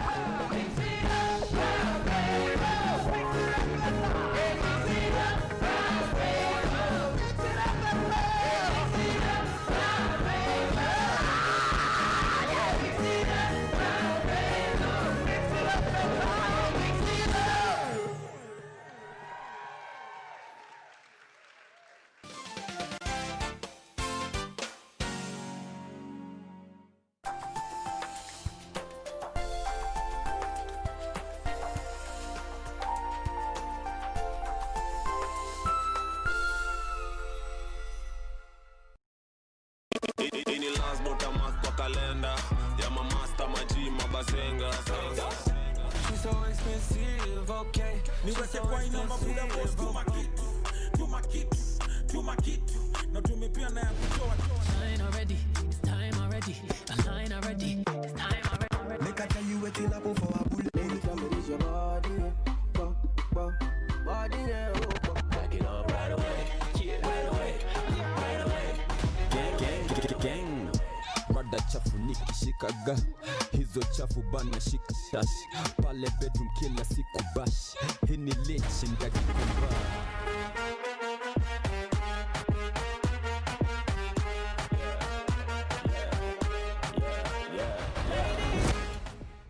Tonight on KBC Channel 1. Somebody will have to go to Takshashila in place of Ashok and put an end to Kichak's brutal tyranny. I will fulfill my brother's incomplete dream. I will proceed to Takshashila. May you emerge victorious.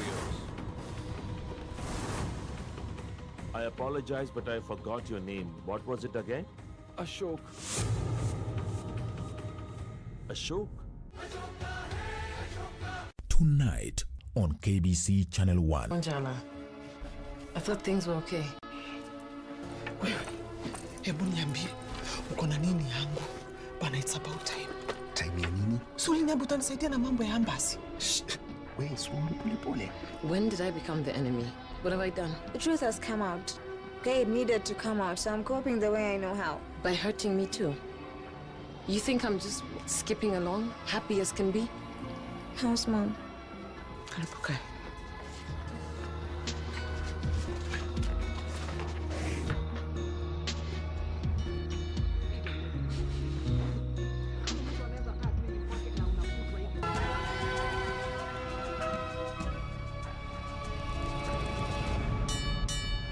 Tonight on KBC Channel 1. I'm going to make you pay for what you did to me. Come here. Hey, you're the one who had me kidnapped. What? Let go of me, you fool. What are you talking about? Don't tell me you don't know. The police have just captured one of your accomplices. I just found out from Lieutenant Gualian. You are going to rot